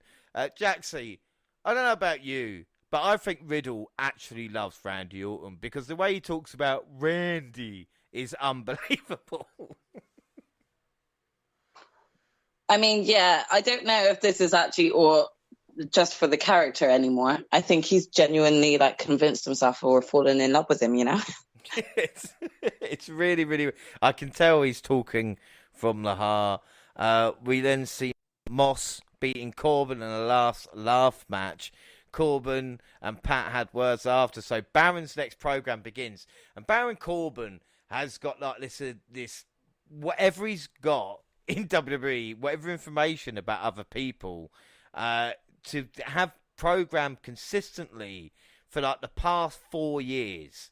You know, even when it's like, oh, you Drew McIntyre program Mania from Madcap Moss into Pat McAfee. That guy is consistently working, you know. It is amazing. And then New Day beat Shanky Mahal, calls former WWE champion Kofi, pinned former WWE champ Jinder, just see how far those two fall. Adam Pearce joined McIntyre and Sheamus in the ring to say they were both involved in Money in the Bank. No, there's no need for that. And Raquel Rodriguez battled Shayna Baszler with Lacey Evans watching, with Raquel winning. And in the main event, the undisputed Universal Championship match, Riddle versus Roman Reigns. I really, really liked this. I thought this was great. Gina, did you watch Riddle versus Reigns? And if so, what were your thoughts? I'm going to be completely honest with you. I did not watch the match. Right, that's fine. Jaxie, did you watch this? I did, and I actually thought this was a great match. I thought Riddle kind of looked really good as well and kind of really challenged Roman throughout. There were some great spots between both men, and it just, like, you know, it kept the energy of the crowd were, you know, continuously there. There was no dip. I can't say that I really had any sort of faith that Riddle was going to win, but it was a great match. Yeah, that close call, though, there was a great 2 count on the RKO where I thought just 50 second Riddle might get, until, like you said, Reigns cut him in half with a spear. But I guess the excitement was left till afterwards as Brock Lesnar returned to smash, crush, and F5 the Bloodline and prove that he's not settling until he's had at least 40 main event matches against Roman Reigns. So that is our SummerSlam main event there. Monty, you've seen Brock Lesnar versus Roman Reigns before. Do you want to see it again? Who haven't? Who hasn't seen it? You've seen at least one of their matches. I guaranteed if you've been watching WWE over the last decade. I don't know, man. I definitely don't want to see it. I put Last Man Standing there. I maybe can add something a little bit different. Like maybe they'll do something spot-wise or something that'll be memorable. But honestly, I don't know. If it is people who are clamoring to see this again, please, we have to talk. And I just want to hear every angle of it. I want to know why, because I am definitely completely over this. Roman literally only defended that title against Riddle, and he's already back to fighting Brock Lesnar. So that should tell you everything right there. Without a shadow of a doubt. We move on to Raw, June 20th. The year of the injury strikes again as Rhea Ripley can't make Money in the Bank, so she will not face Bianca Belair. The EST tells us this and looks on as Carmella beats Lynch. Oscar, Liv, and Bliss become number one contender. Look, what can we say? You know, what can we say? It's weird that last year at SummerSlam, Carmella came out to replace Sasha Banks, and the fans were shitting all over it until Lynch came out. But we are actually getting a Mella match now. Forgot about this. Yeah, I don't know. We'll leave it. Vince McMahon again appeared, hyping up John Cena. And we talked about earlier about the bad press involved with John Cena and The Rock, because we know about Logan Paul as well. We talk about stuff he's done in the past. After Japan happened, he talked about having Dwayne The Rock Johnson's people contacting him and said, can you remove every picture and video that you've done with him, and also just not talk about it at this moment in time. So Logan Paul saying, The Rock cut ties with me because of this. What people might not know, as The Rock has revealed as well, his mother, Atta, attempted suicide in front of him when he was just 15 by walking into incoming traffic. So I guess The Rock, problems with people joking about suicide, has got this here. Right. Obviously, it's a lot more now because Logan Paul's just been signed with WWE. But, you know, in all seriousness, Monty, with someone like The Rock, you know, who he's got to protect an image to come, you know, to main event WrestleMania with all this going on with Vince McMahon, is it feasible at this moment in time? Right now, while everything is still going on and people are still talking about them in this light, it's not. You know, it's hard for me to believe that his loyalty to WWE would trump, you know, like you said, his image and what this could do for his brand and all of that going forward. If all these allegations and all of the stuff that cloud around WWE right now continues to sit right here, like, wow, would you blame him for dropping out and not wanting anything to do with them, you know, at the moment? And like you said, pairing up with people with people that have been in situations like what Logan Paul has been in, Vince's accusations in general, and all the stuff that's been going on all around the company is honestly, at this point, no. Now, by the time we get to WrestleMania, Royal Rumble season, maybe, and if some of this stuff has died down, some of this stuff may have been resolved or not resolved, whatever it is, he's been removed or not removed, whatever happens, maybe you can move past this. But again, as long as the name and the reputation and of the public opinion right now is, you know, hold on, this is shady business going on with WWE, then I assume that The Rock is going to continue to distance himself. Yeah, it's a really interesting situation. Like we talk about, even with John Cena returning, and you know, all this going on at this moment in time. But we continue with Raw, with Omos beating Riddle in their Money Back qualifier, and Rollins attacking afterwards. Bobby got revenge on Theory by squirting liquid in his face. It did get a pop, as well as a slow motion replay, I suppose, by a lot of people. Dawkins beat main event Jey Uso. Ezekiel and Elias sat down together to finally dissolve Owens' delusion that they are the same person.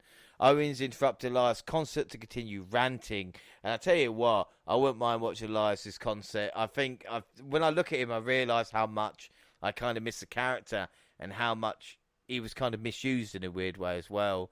Bobby beat Chad Gable, then Otis, and finally Theory to be number one contender to the US title. Gable and Bobby had fantastic chemistry. Give me a match between those two. Mitb led to AJ versus Ciampa. Monty, we got Tommaso Ciampa versus AJ Styles, and no one gave a fuck. He didn't even get an entrance. And guess what? Do you know what's hilarious about this? Tell me what in the hell the Miz and Ciampa got to have in common. I promise you I couldn't think of much of anything. Tell me what do they have in common, because he's been like his hired gun randomly now. So they've both got I don't eyes get it. in their name, I think. That would be Exactly. Well, Styles did win, and then Asuka beat Becky Lynch clean to qualify for Money in the Bank. And again, we're moaning about AEW with the women's division. With Raw, you're always going to get Asuka and Becky Lynch. Usually it's in a singles match against each other, but it is really good stuff, you know? So it's a kind of, you're going to have the same stars in the same match, but you will have more time. So you kind of got to weigh it up a little bit. And then SmackDown, June 24th. Sami Zayn qualified by beating Nakamura. Yeah, remember Nakamura is going to be next in line to Roman Reigns' title. It was a good match too, by the way. They are awesome together. Sammy and Shinsuke, they have awesome chemistry. Again, but yeah, anybody wants to watch Zayn and Nakamura, watch Nakamura's debut at TakeOver. That is a world-class match, yeah. I just hope Boogs returns soon, just for Nakamura's sake, you know. Otherwise, it's not going to work. We had a Shanky New Day dance-off, and the Viking Raiders returned and are now heels. We got DeVille annoyed Pierce, and he put her in a handicap match versus Raquel and Evans. And even though she had Zia Lee and Baszler at ringside to help, Sonya still lost. Natalya dressed like Ronda Rousey and cut a mocking promo. The UFC Hall of Fame interrupted and tore her down verbally, then thought of a sneak attack before sending the heels scurrying. Jaxie, what are your thoughts on this? So I thought Natalya dressing up as Ronda was actually quite cool. But then Ronda's comments, I was like, fucking hell. You know, can't we? It's a little harsh. Yeah. You know? I mean, I don't know whether or not it's because they're friends that, you know, it's okay for her to speak like that. But yeah, it did come across quite harsh. I thought Natalya did a really great job. She actually looked a lot like Ronda. Yeah. So I got to give it to her for like kind of trying to push this story and like push some context on it, you know? Yeah, I mean, someone's got to try, you know? Natalya. They've been working hard on socials, too. Yeah. On socials, they've been working hard. Natalya isn't sort of, you know, trying her best with this, so got to give her that. Well, then it had the IC title, Walter versus Ricochet. This should have been longer and on pay-per-view, and it worries me that they're squashing Ricochet. He is too talented. It's really strange that we've had two shows where we've talked about Will Ospreay and how good he is and what he can do in the ring. And in my eyes, Ricochet is just as talented. And yeah, it just shows you they're not being used. Would that be fair to say, Monty? I know Will Ospreay is amazing talent, but Ricochet can hang with him, no doubt. Yes, and the thing is, Will Ospreay is kind of, because he has been in a more free environment where he can develop his character, develop his body, and all of that. He's been allowed to kind of, you know, fly, where Ricochet is like a cage bird. Even though I think they do have a lot in common, and you know, Ricochet has a lot of potential.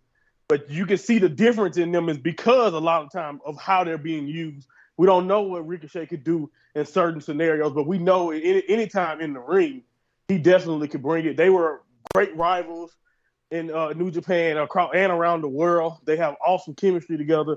And I think, like you just mentioned, Ricochet has all the potential to be one of the faces of WWE, but they don't see that. And how many times have we seen people with great high flying or just technical, just wrestling talent, someone who gets it, and WWE don't get them.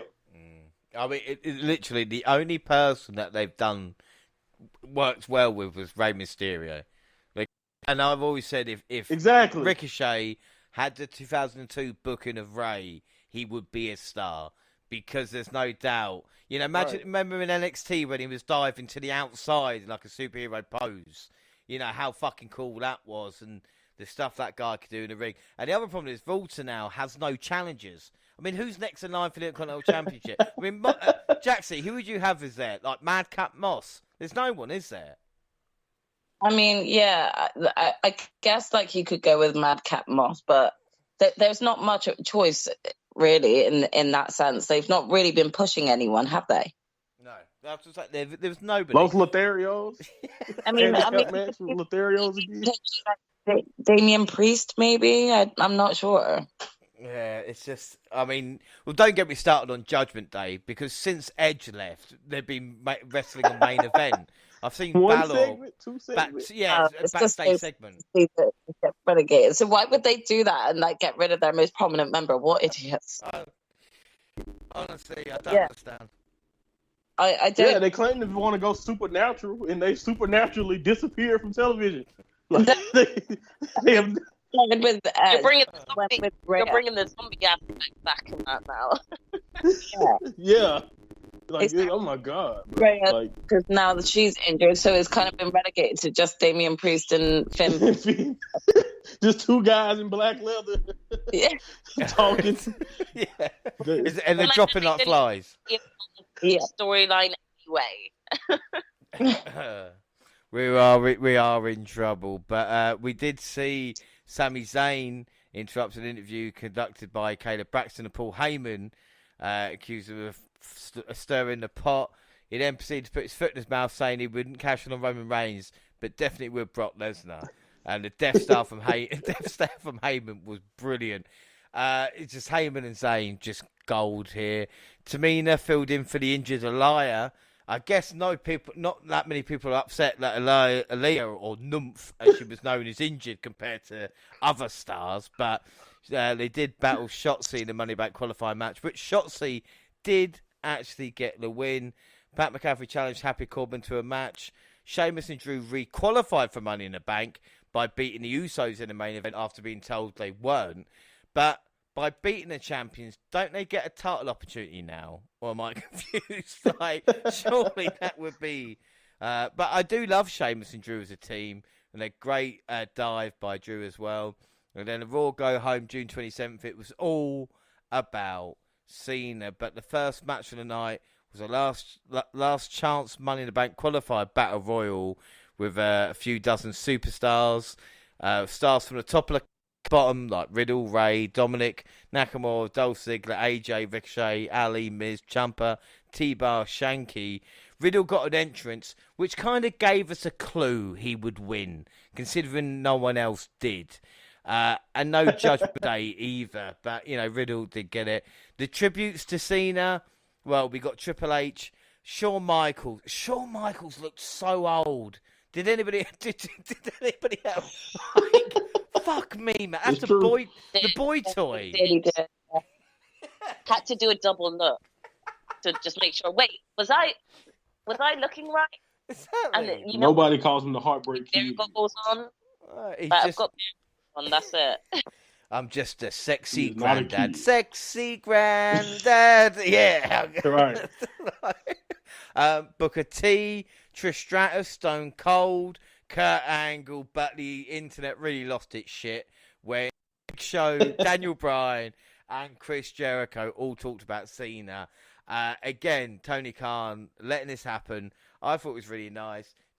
Gina, what did you think of AEW stars appearing on Raw to congratulate Cena, even if it was just video?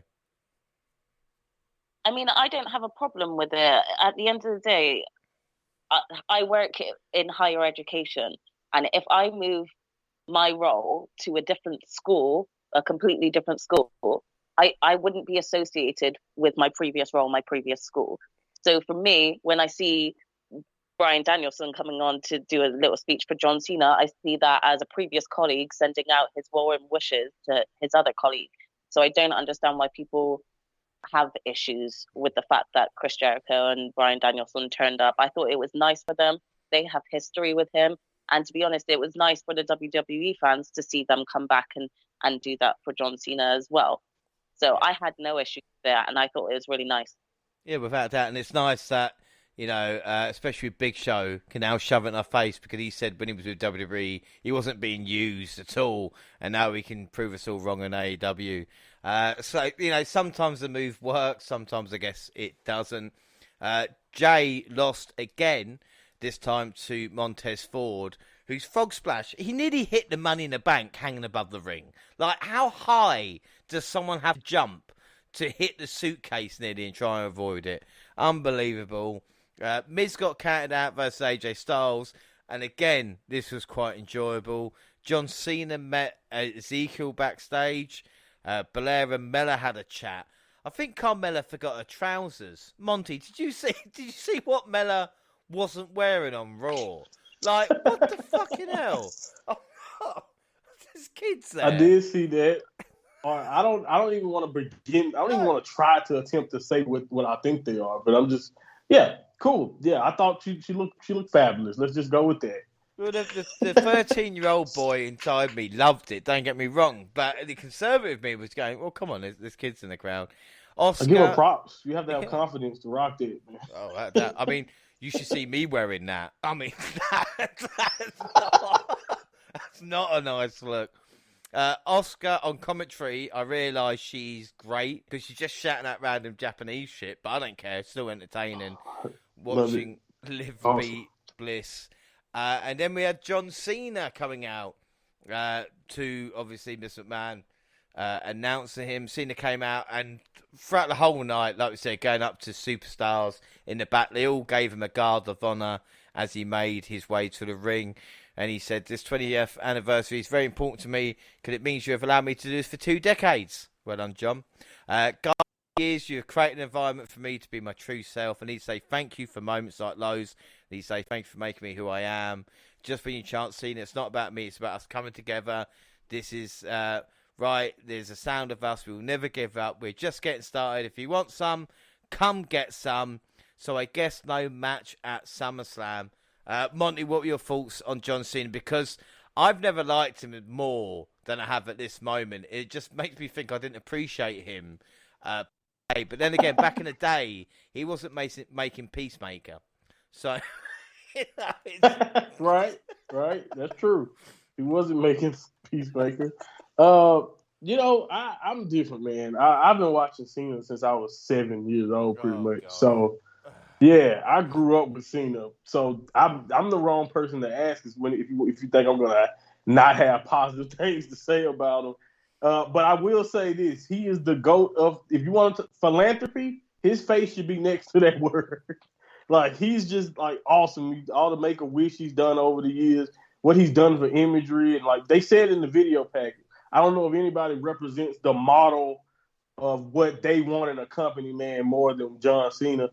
And what he's done for them, it's still no one like him. They've tried years and years, even with Roman Reigns. I feel like his allure now is different than what it is for Cena. So like they tried to make other people Cena, and they just couldn't do it because what his run has been so incredible. And what I will say also, I'm glad you mentioned how much you're appreciating him now. All those people who wanted him to go away because it was so much Cena.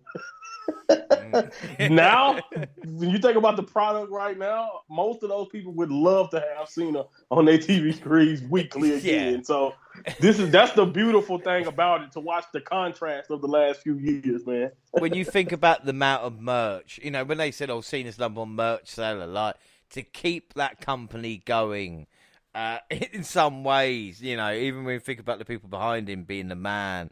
And it's crazy to think as well, to talk about a couple of things.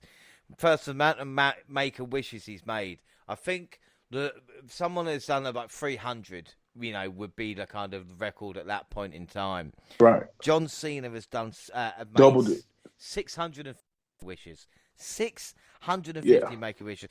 He's done more Make-A-Wishes to children than there were in attendance at Slammiversary. Now that, how impressive that is. Same time as well, 20 years. Gina, what are your thoughts on John Cena, past, present, and future,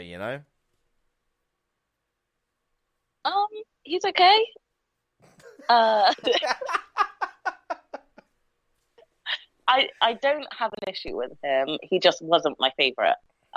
He was good, and I enjoyed matches and feuds he was in, but he wasn't ever like in my top 3.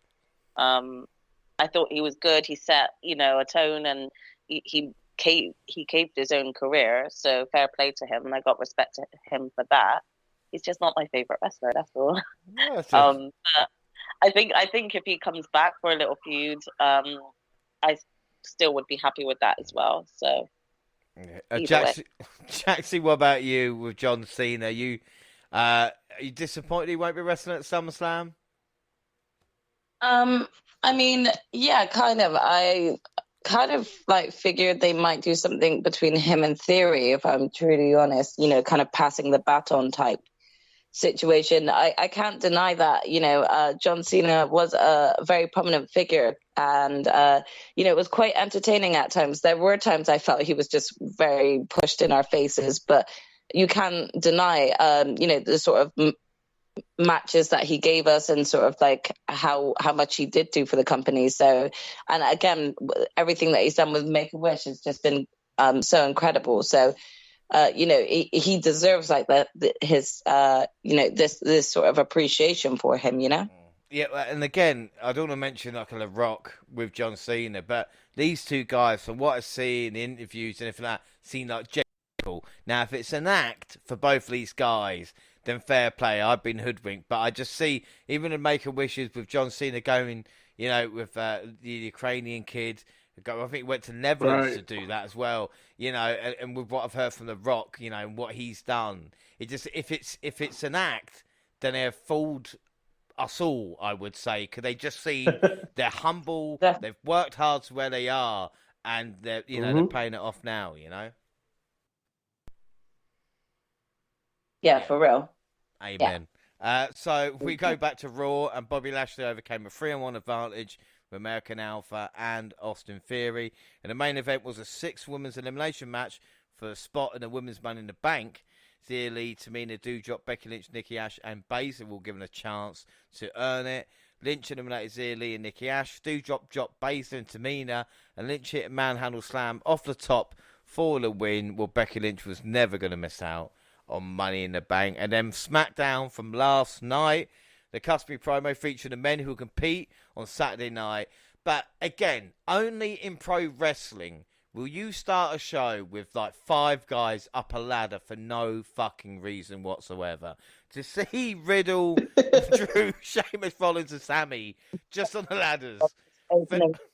It was just so funny. And then I don't like Omos's odds. If he can't climb a ladder for SmackDown, then what the fuck's he going to do for Money in the Bank? It just doesn't make any sense. At least have MVP up there or something. I don't understand. We then had The Miz, Corbin, Moss and Ezekiel coming out, leading to a good old-fashioned battle royal. Now, I pissed all over the Raw Rampage earlier, but at least I had a fucking reason. This, when Pat asked Michael went, it's for momentum. Who has a battle royal for that? Why are we doing this? Honestly, why? I was so confused. I was like, "Are they going also so whoever wins the last member?" But I was like, "Hold up, most of these people are in the match already. What's going on?" I didn't understand. And then a drinking game for the next one. Anytime you heard the new vicious Viking Raiders, my God, how many times? Wow, they attacked the New Day. That is the new vicious Viking Raiders attacking the New Day. Jesus Christ! And then the fact they put the new in there also. The funny thing is that I'm watching it. My dad walks in and goes, "Why have those guys got shields?" And I'm like, "It's just their entrance gear. I can't." There's no rhyme or reason. The Vikings. You know what? This really did remind me of the debut of the Bludgeon Brothers, and I was like, "Oh, this is not going to go down well." No. Well, we'll see what happens. At least they had hammers. Yeah, the new. They beat them with shields. I don't understand.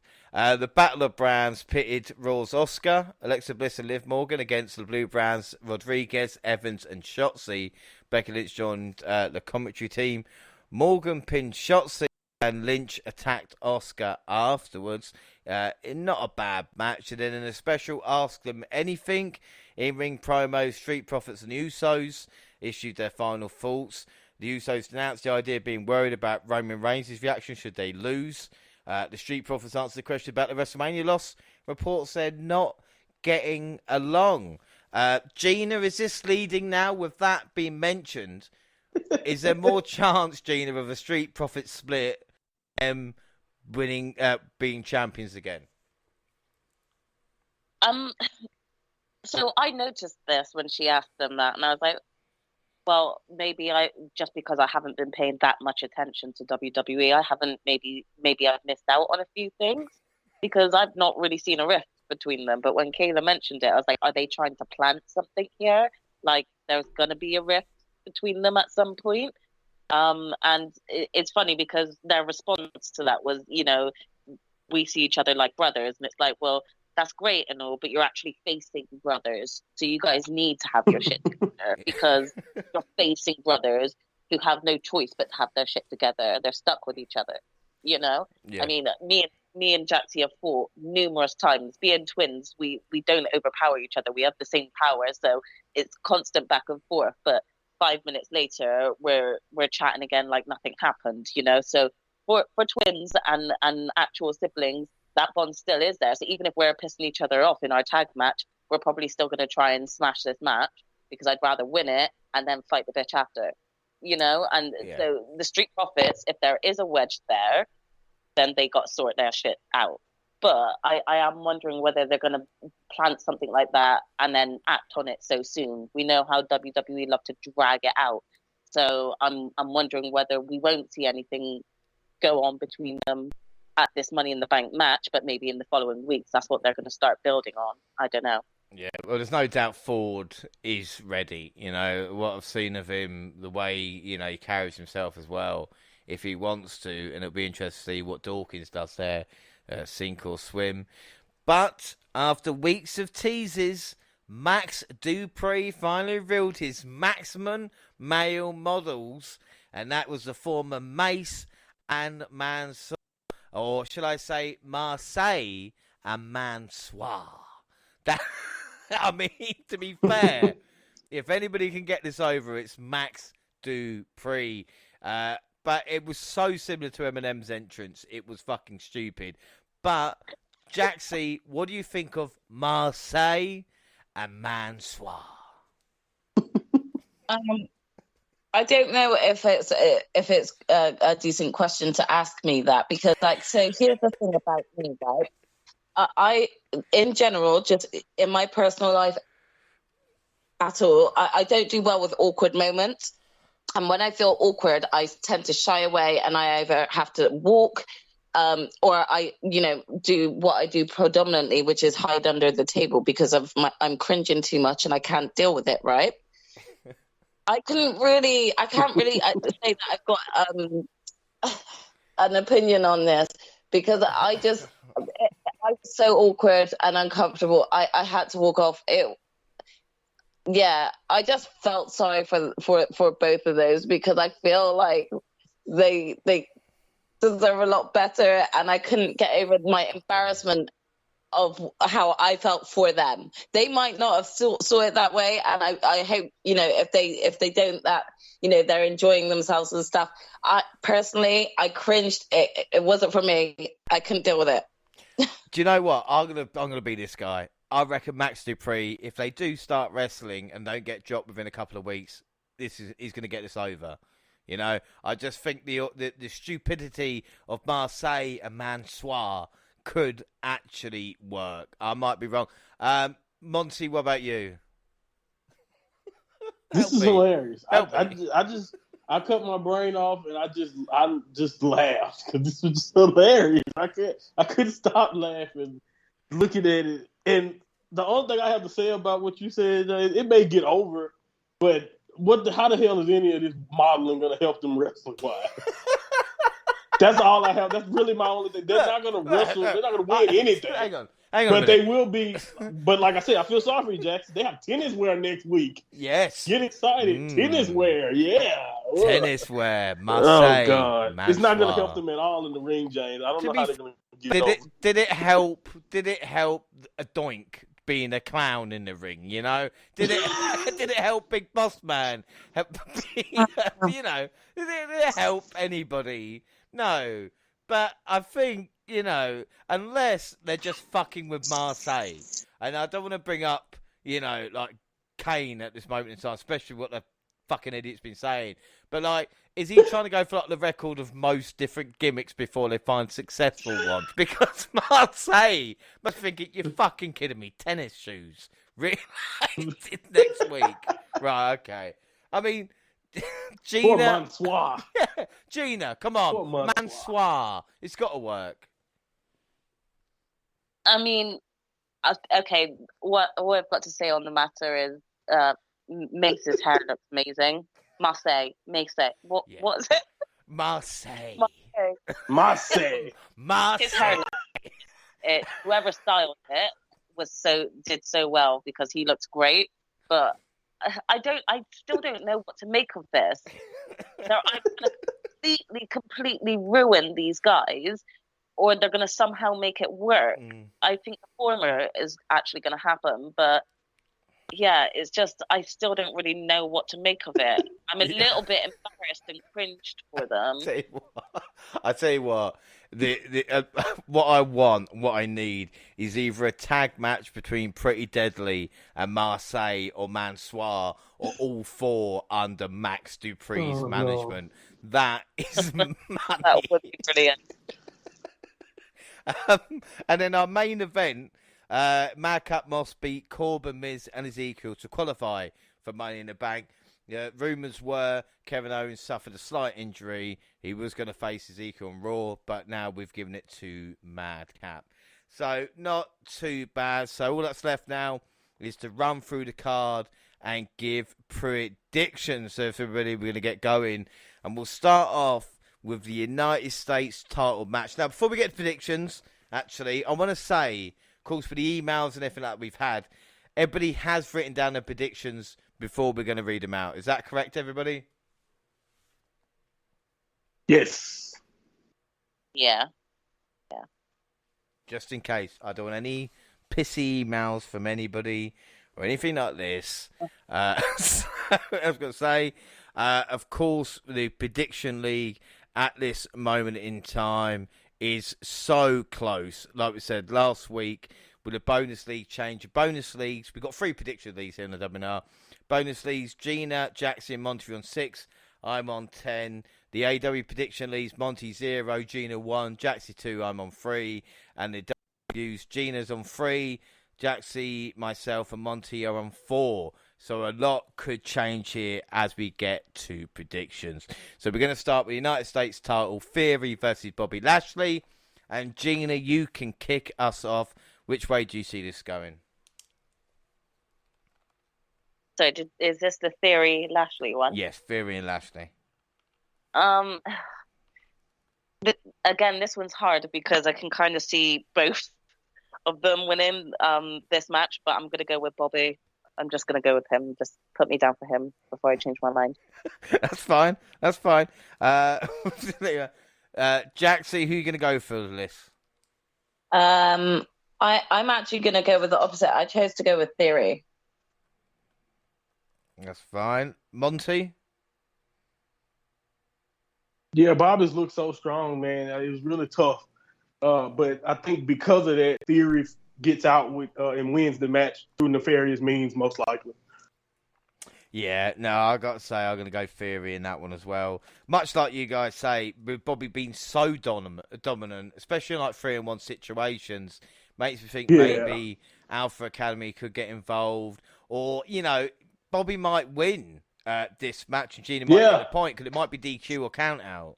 So let's not, Oh yeah! Oh my God! Please don't. Honestly, seriously, you could say that and then extend it to SummerSlam.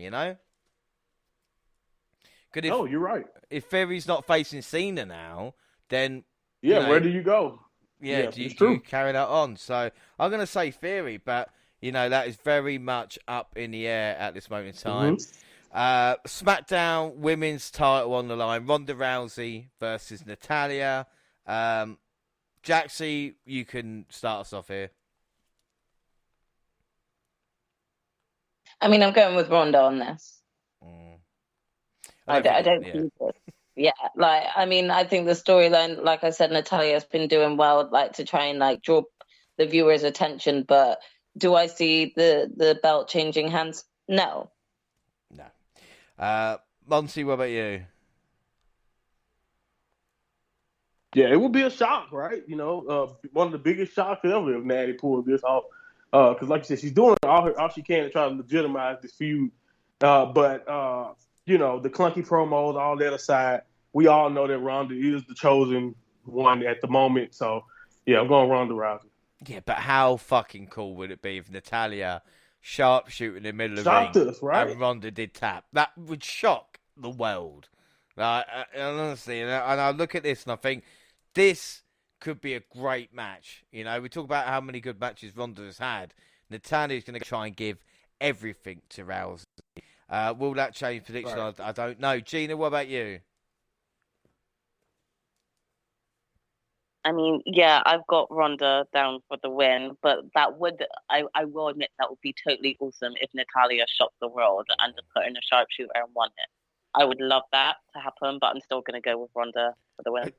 If she did that, you know, one with sharpshooter and then a Gene Snitsky to Ronda's kid, you know, just a real kind of fuck you moment, you know. I mean, honestly, we don't want to see that. That would probably be Natalya's dream, what she dreamt of last night. We'll move on. Unified tag team titles, the Usos versus the Street Profits. Monty, kick us off. Yeah, believe it or not, I actually had to, think over this a little bit because they said a couple of things. It was a couple of things during the build that was highlighted a little bit that like made you wonder. Like you guys mentioned on the Go Home show, the rift, possible rift. First I ever heard of it. First I've really seen of it. Really, I mean, maybe it's been teased a little bit, but if it has, I missed it also. So of course, when you mention that, it definitely puts doubts in your head, especially when you're going against the Usos right now, when they seem to be their most united. They're on the run of the biggest and most important run they've ever been on. So all in all, also the other thing they mentioned that Street Profits never had success against the Usos before. So I was like, usually when you say that, maybe you're gonna give the tag team Street Profits, give the Street Profits a big victory here. So it's really all about where we think we're going. Do you think they're gonna split them up, or do you think they're gonna keep them together? But I don't know. It's just hard for me to see the Usos not walking out of here with the titles. I'm sticking with them, even though this was really a tough one for me. Yeah, it is really, really tough. And what's crazy about it as well, it's been a year at the event Money in the Bank 2021 where the Usos beat Dominic and Rey Mysterio to become the champions that they still are now. Right. It's going to be tough. Jaxie, what about you for this one? Sorry, for which one? The Usos versus Profits. Oh, of course, I'm just like, no offense, but I'm just gonna go twins all the way, team twins all the way. So Usos for me. Gina, you the same? Yep, ditto. Usos. Yeah, I've got to say the Usos with that one as well, because even when they're going, it's 325 days. It's like they're gonna get to a year. Like they're gonna do it. SummerSlam will ask the question, but at this moment in time, right, I think it's got to be the Usos. And we're spoiled for choice because, like I said, we've got 3 women's matches on the 6-card pay-per-view. And the Raw Women's titles on the line, Bianca Belair versus Carmella. Gina, what about you? I mean, Bianca Belair, fantastic champion, but Carmella, again, could shock the world tonight. I mean, Carmella could. She is a former champ, and we know she's got it in her to put on a good fight. But do I see her winning this match? No. I've got Bianca down for the win. As much as I do like Carmella and how annoying she is, I think she plays her character well. I don't think it's her who's going to win the belt from Bianca at this moment in time. I think they want Bianca to go on to SummerSlam with the belt. So. Yeah, but Bianca Belair is I think a great shout there. Monty, what about you? Yeah, you mentioned Carmella. Is a threat, and she has a chance. But the thing is about this, we can't forget 2 things. She's a replacement, one, so that kind of makes it tough to want to go for her. And also, I cannot forget that just not too long ago, when they brought WWE to Rolling Loud, Bianca was destroying Carmella multiple times before she became champion and all of that not too long ago. Like, I don't forget that. I know it's been a while, but that does not change. She's always owned Carmella. It's really hard for me to think that's going to change here when she's in for Rhea Ripley. So I'm going with Bianca. Yeah, I feel with the predictions tonight, I mean, obviously we did Forbidden Door last weekend, and that was pretty similar. But I think with these ones tonight, you're looking at them, and what worries me with W pay-per-view, when you go, they're quite predictable, and you just worry that they're going to go, right, let's get They got to do something, right? Yeah, they're not expecting it tonight. So, Gina Monty, Jaxie, Is it Belair again? Are we all going I Bianca? mean, yeah, as a queen, I don't see that changing anytime soon. No. What I think is going to be interesting, like I said, those first four, all similar. I think the Money in the Bank match is going to change it. So we'll see what happens. So we've got the Women's Money in the Bank match. We've got Asuka, Lacey Evans, Alexa Bliss, Liv Morgan, Raquel Rodriguez, Shotzi, and Becky Lynch. Jaxie, tell me who's going to win the Women's Money in the Bank. Right. Okay. Listen, I'm playing it safe. So I'm going with Becky to win this. Win this one. Okay. Any other reason apart from playing it safe? Because of she's got this whole sort of thing of, oh, I gave away my belt last time and everything like that, and she's just continuously sort of weaving her way into the picture. I could just see sort of them potentially doing something with Becky where she holds on to that case for quite a long while and then will pull an upset and cash in when we least expect it. So I'm playing it safe with this decision. That's perfect. Monty? I'm sorry, James. I'm playing it safe too. Fucking hell. I'm going Becky Lynch, man. I did not want to pick with my heart. Liv Morgan deserves it. It would be great for her, but that's picking with your heart. I just don't. But it's hard for me to believe, especially when they booked the babyface to win the women's one last year, and it ended up being a bad reign. So it's just hard to bet against Becky, especially when she's the only one that has an active storyline really going into it. I know Asuka's kind of involved too, but I don't see her winning it. She just won it recently. Raquel is hard for me to see, even though I can see the potential there. And the only one who's a wild card for me is Alexa Bliss. I think Liv deserves it, but it's hard for me to invest and go there. So, but I just went with Becky. I felt like that's the one that wouldn't burn me. Well, don't forget, Shotzi got pinned on SmackDown. And when you go into Money in the Bank, it's usually a superstar that's losing that might pick things up as well. And, it'd be big for her, though. It'd be big for her. It'd be interesting. Gina, what about you? You going to play it safe? I'm not. I'm actually going to take a risk. Ooh. I'm actually going to go with Alexa Bliss for the win. Right. There you go. See, that's what we like to see. We put our necks out a little bit.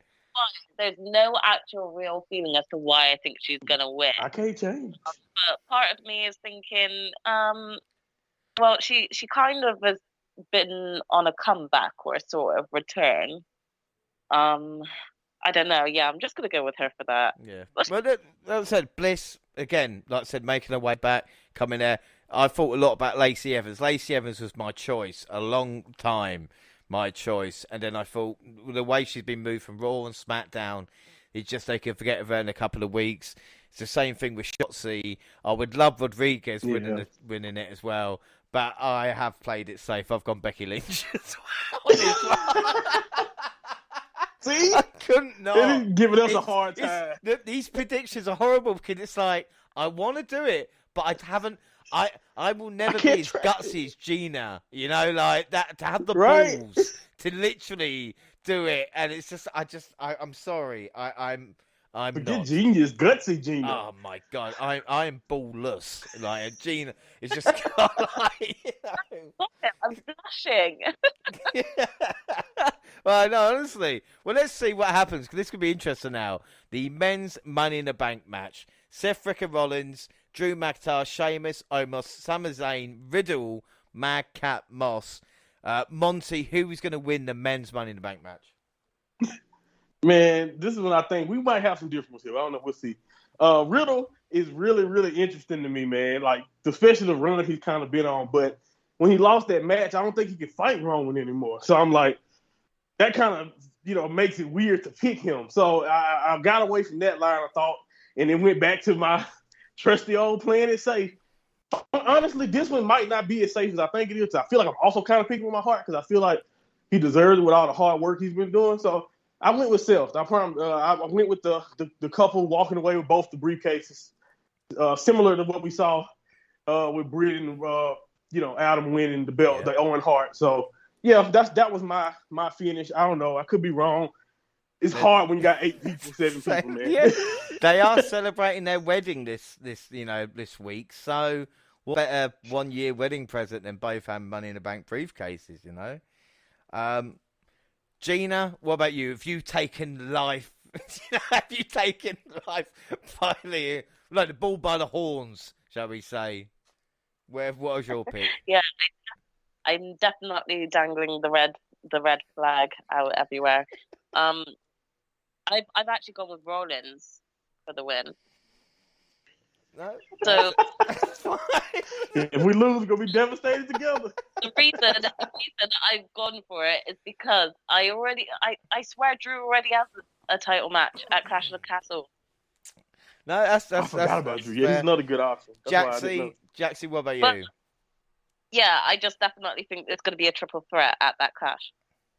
Oh, sorry. I didn't know. Triple threat. Sorry, I had extra information there. My apologies. Wow. I think I'm agreeing with Monty. My thoughts were kind of really going with this whole. Well, they did it with Britt and Adam. I'm I'm playing it safe with Becky, and I think I'm doing the same with Rollins. But I also know that we've got like Roman v. Brock at SummerSlam, and I could just really see them doing another WrestleMania moment and have him come in and cash in at that moment. So that also kind of led me to my decision with choosing Seth Rollins. Do you know and what? if he don't do that, I think him teasing Roman will be fun too. Yes. Like Seth. I think that'll be great television, just him bothering Roman. I mean, he could roll both of them with the option of being able to do that. Yeah. It worries me now because I've not gone Seth Rollins. I'm looking at this. I'm thinking, shit. I have gone for Drew McIntyre to win this match. Okay. You sure you're not with your heart? You sure that's not your heart speaking? No. I fucked it. Don't get me wrong. But we are a little bit extra information here because not have we got the predictions for what we've gone for in this match. I was talking as well last time about cashing cards. Now, this is very important information that all three of you are going to have to listen to, okay? So a cashing card, you only get one, right?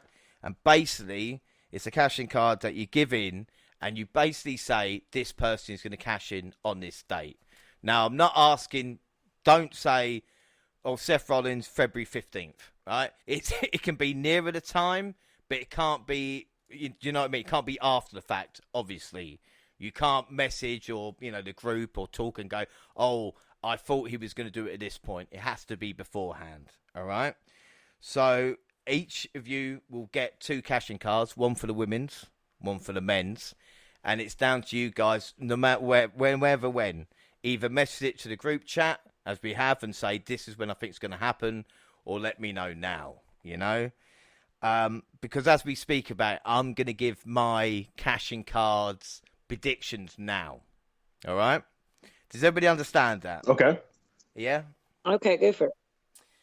So, and again, like I say, I'm going to say now, and people can match up if you want, but let's try a little bit of different, Let's maybe not all just copy each other where we want.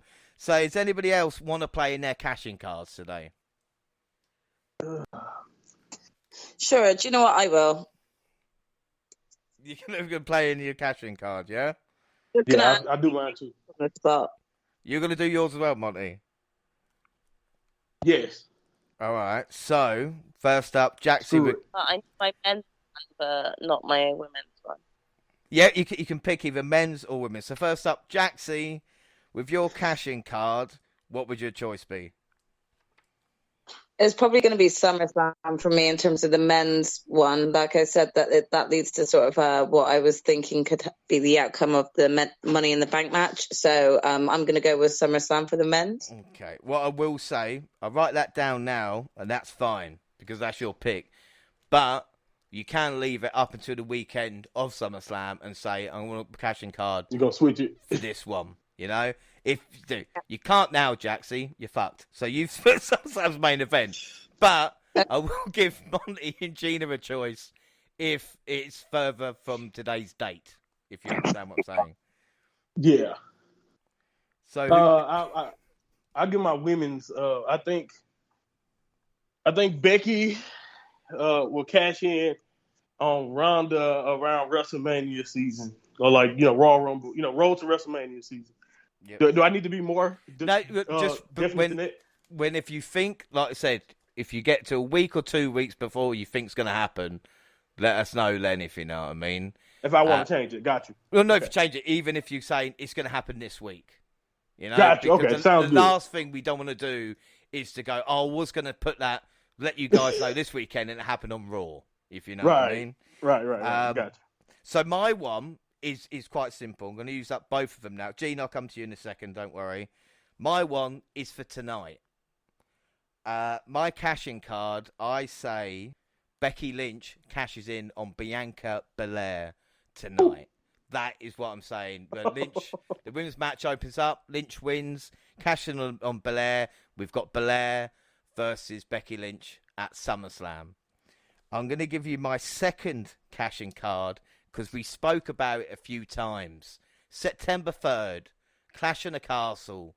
We always assumed Drew McIntyre had this match. But what about if it was guaranteed?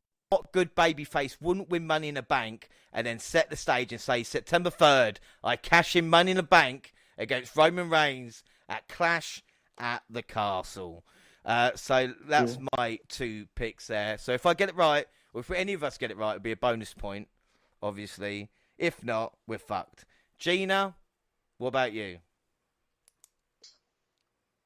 I was just going to say that the men's will be cashed in at Clash at the Castle.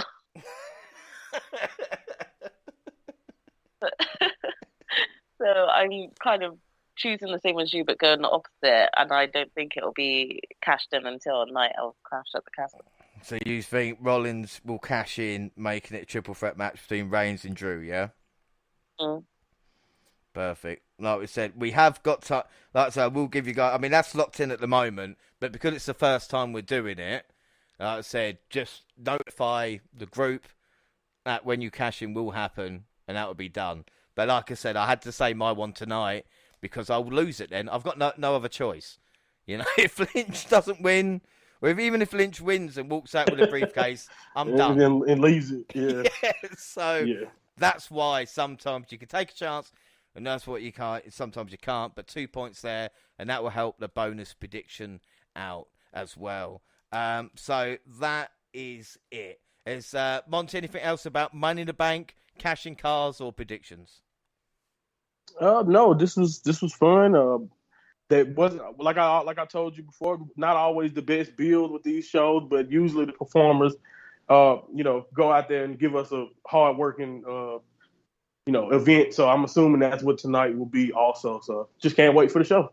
Yeah, I hope we cheered you up a little bit. I know there's a lot of wrestling going on, but I hope we hyped you up enough to get through tonight. Gave me a jolt of energy. Yeah, I got some energy now.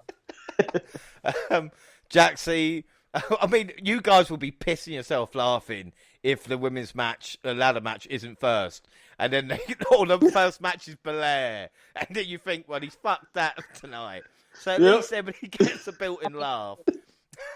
Jaxie. Yeah. I mean, we'll see how things pan out. But if it does start first, let's just say I'm going to be very nervous going into this, whether or not the outcome that you say is true. So let's see. We'll see. Well, we'll see what happens. But Jaxie, you're looking forward to Money in the Bank, yeah? Yeah. I mean, I think there's not too many, sort of matches that are just like, that make no sense as to why they've been added, that, they've kept it pretty simple. So, yeah, it should be, fun. Yeah. We should. Again, appreciate you being on here, even, trying to fight fit and that. But have we given you an extra bit of excitement for Money in the Bank tonight? I mean, I definitely look forward to it a lot more now than I was earlier today. So this podcast has definitely chirped me up for it. So yeah, sure. I look forward to seeing the outcomes now. Yeah, well, it is so tight with predictions that either one way or the other, someone is going to leave. That's me throwing my pen across the room in anger. Someone is going to leave. It's going to be Do you know what, Gina? I reckon that Bobby Lashley prediction is going to get you, as in work out for you. DQ, count out, some shenanigans or something like that. Right? Honestly, yeah. When you said it, I was like, oh my God, good point. Your positivity. Yeah. Well, Gina, if you do, you get the win. You're level, and we're all level going into SummerSlam at the end of July. So that's how close it is. Highly doubtful, but we'll see. We'll see. Well, we shall see, shan't we? But that is it for today. Don't forget, we're across all social media, Twitter at the WNR Podcast. I'm at the WNR JR, and you can find the entire WNR team on a Twitter banner. Or, Monty, where can people listen to you? You can go to YouTube, type in Monty's Universe, subscribe to the channel, look at my clips from my podcast, or you can find me on Twitter at MindMontyPod. Check out my latest episode where I kind of gave my thoughts, went deeper in detail into Forbidden Door, and I also predicted this show and talked about so much more. So go give it a listen. I noticed your predictions on that were completely different to the ones you gave on here. So, well, people are going to have to listen. Sure. People are going to have to listen now. Yeah. The people listen to Monty. There you go, mate. That'll help you. Jaxie, what about you? Where can people find you? Yeah, you can find me across both Instagram and Twitter at Jaxie Scarlett. And Gina? You can find me on both at Purple Pain. Excellent. We'll WNR across Facebook and Instagram, across all Google platforms. Send us an email at the WNR Podcast at gmail.com. YouTube, WNR Podcast, all the latest clips and podcasts at the same time on YouTube. Do SoundCloud on your phone. Also Spotify and iTunes, where you can download and subscribe, rate and review there. So that is it. Our next episode will be the Money in the Bank review show. Does Wednesday work for everybody at this moment in time? At this moment in time, yeah. Yeah, it should be okay.